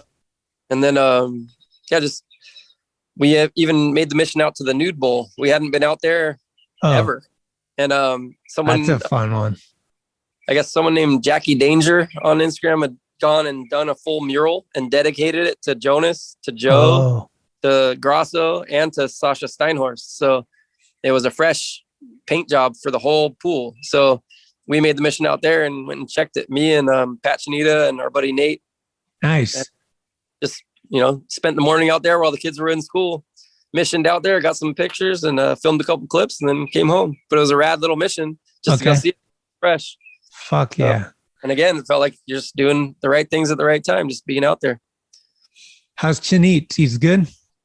Doing good, yeah. He's got his own little kid at home. And when our kids are both in school, we get to go out and skate. So, you know, we'll pop out for the whole time and just get some clips. But he's amazing still. Like on a skateboard, he's unbeatable, you know? He's consistent and just has everything. So it's rad. Yeah, I used to kick it with him a little bit because Butcher was on Reef with Chanita, and so we would all go out and film. I went down to, what is it, Garden Grove where he lived? Yeah. We went in like the Disneyland ledges and just like I'm down in his zone. It was fun. He's got lots of fun. Last question. Where do I take my fiance, soon to be wife, for my honeymoon? Have you been to the islands? Hawaii? Yeah. Yeah. That's where we're thinking. We're thinking Maui. Oh, really? Yeah. Okay. Well, what are you thinking? When is it?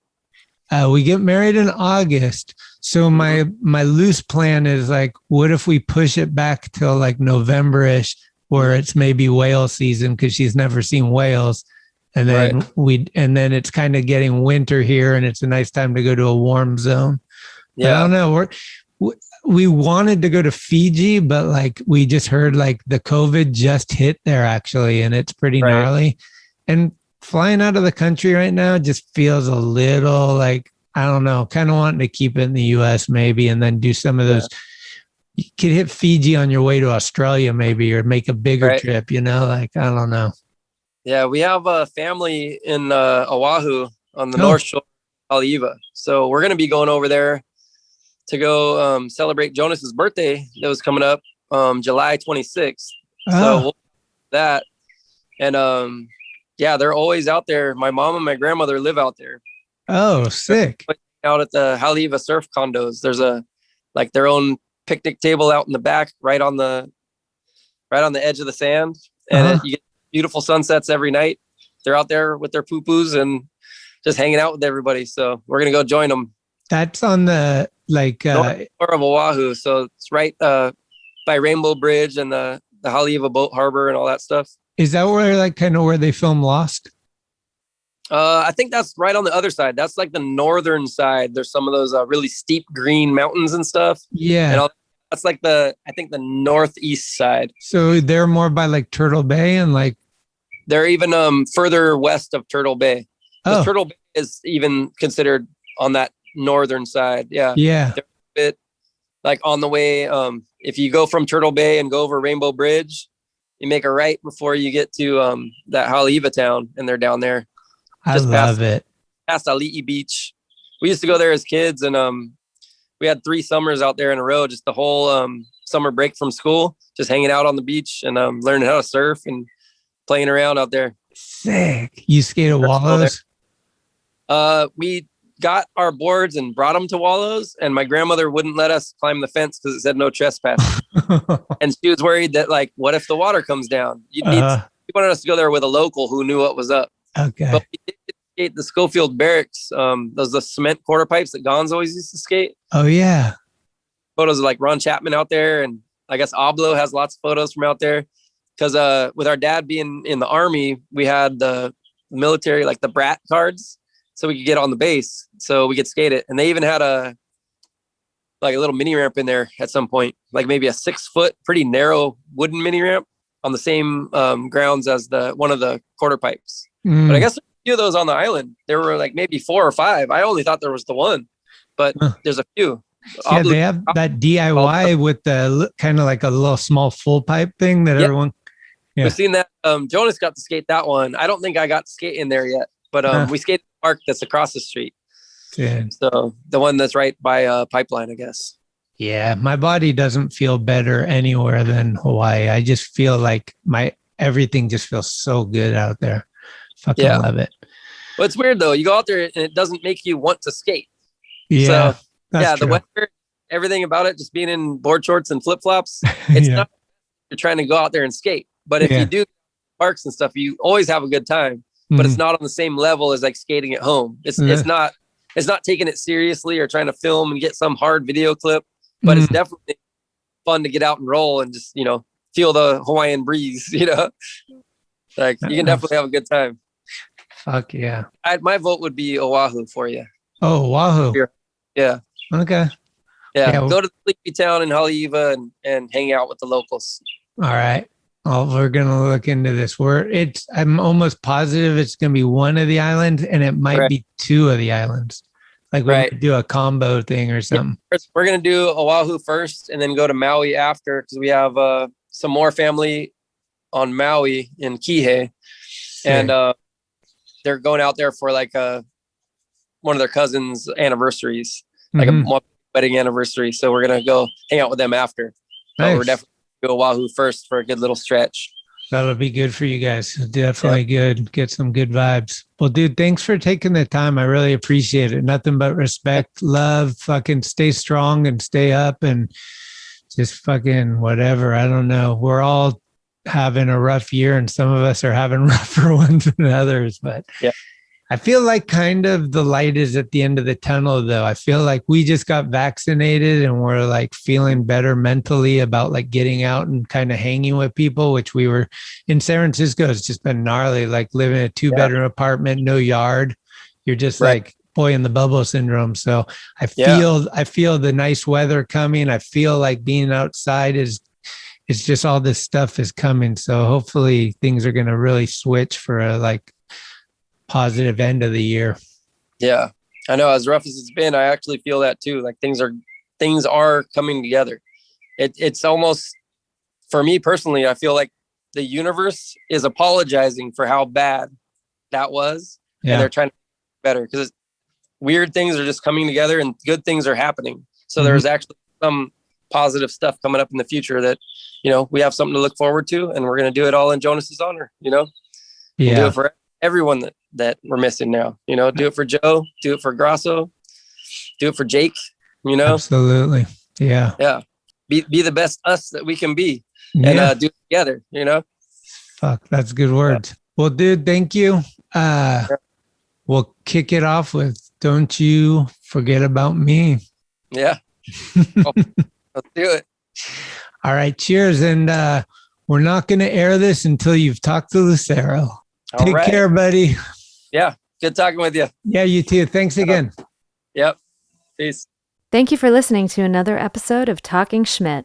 You can subscribe to the show on iTunes, Anchor, Spotify, or anywhere you get your podcasts. When you subscribe, you'll get notifications every Tuesday of new episodes the minute they become available. Also, please leave reviews and a 5-star rating. It's the best way to help the show grow. All of the episodes will always remain free, but if you would like to help support the show, you can do so at talkingschmit.com, where you can pick up some merchandise like t-shirts, beanies, hats, and stickers. The website has an entire archive of all of the episodes, with extra photos and videos. Email us with any suggestions, comments, or ways that the show may have improved your life at talkingschmit@gmail.com. All interviews are conducted, edited, and produced by Schmitty. The intro music is Mary's Cross by the band Nature.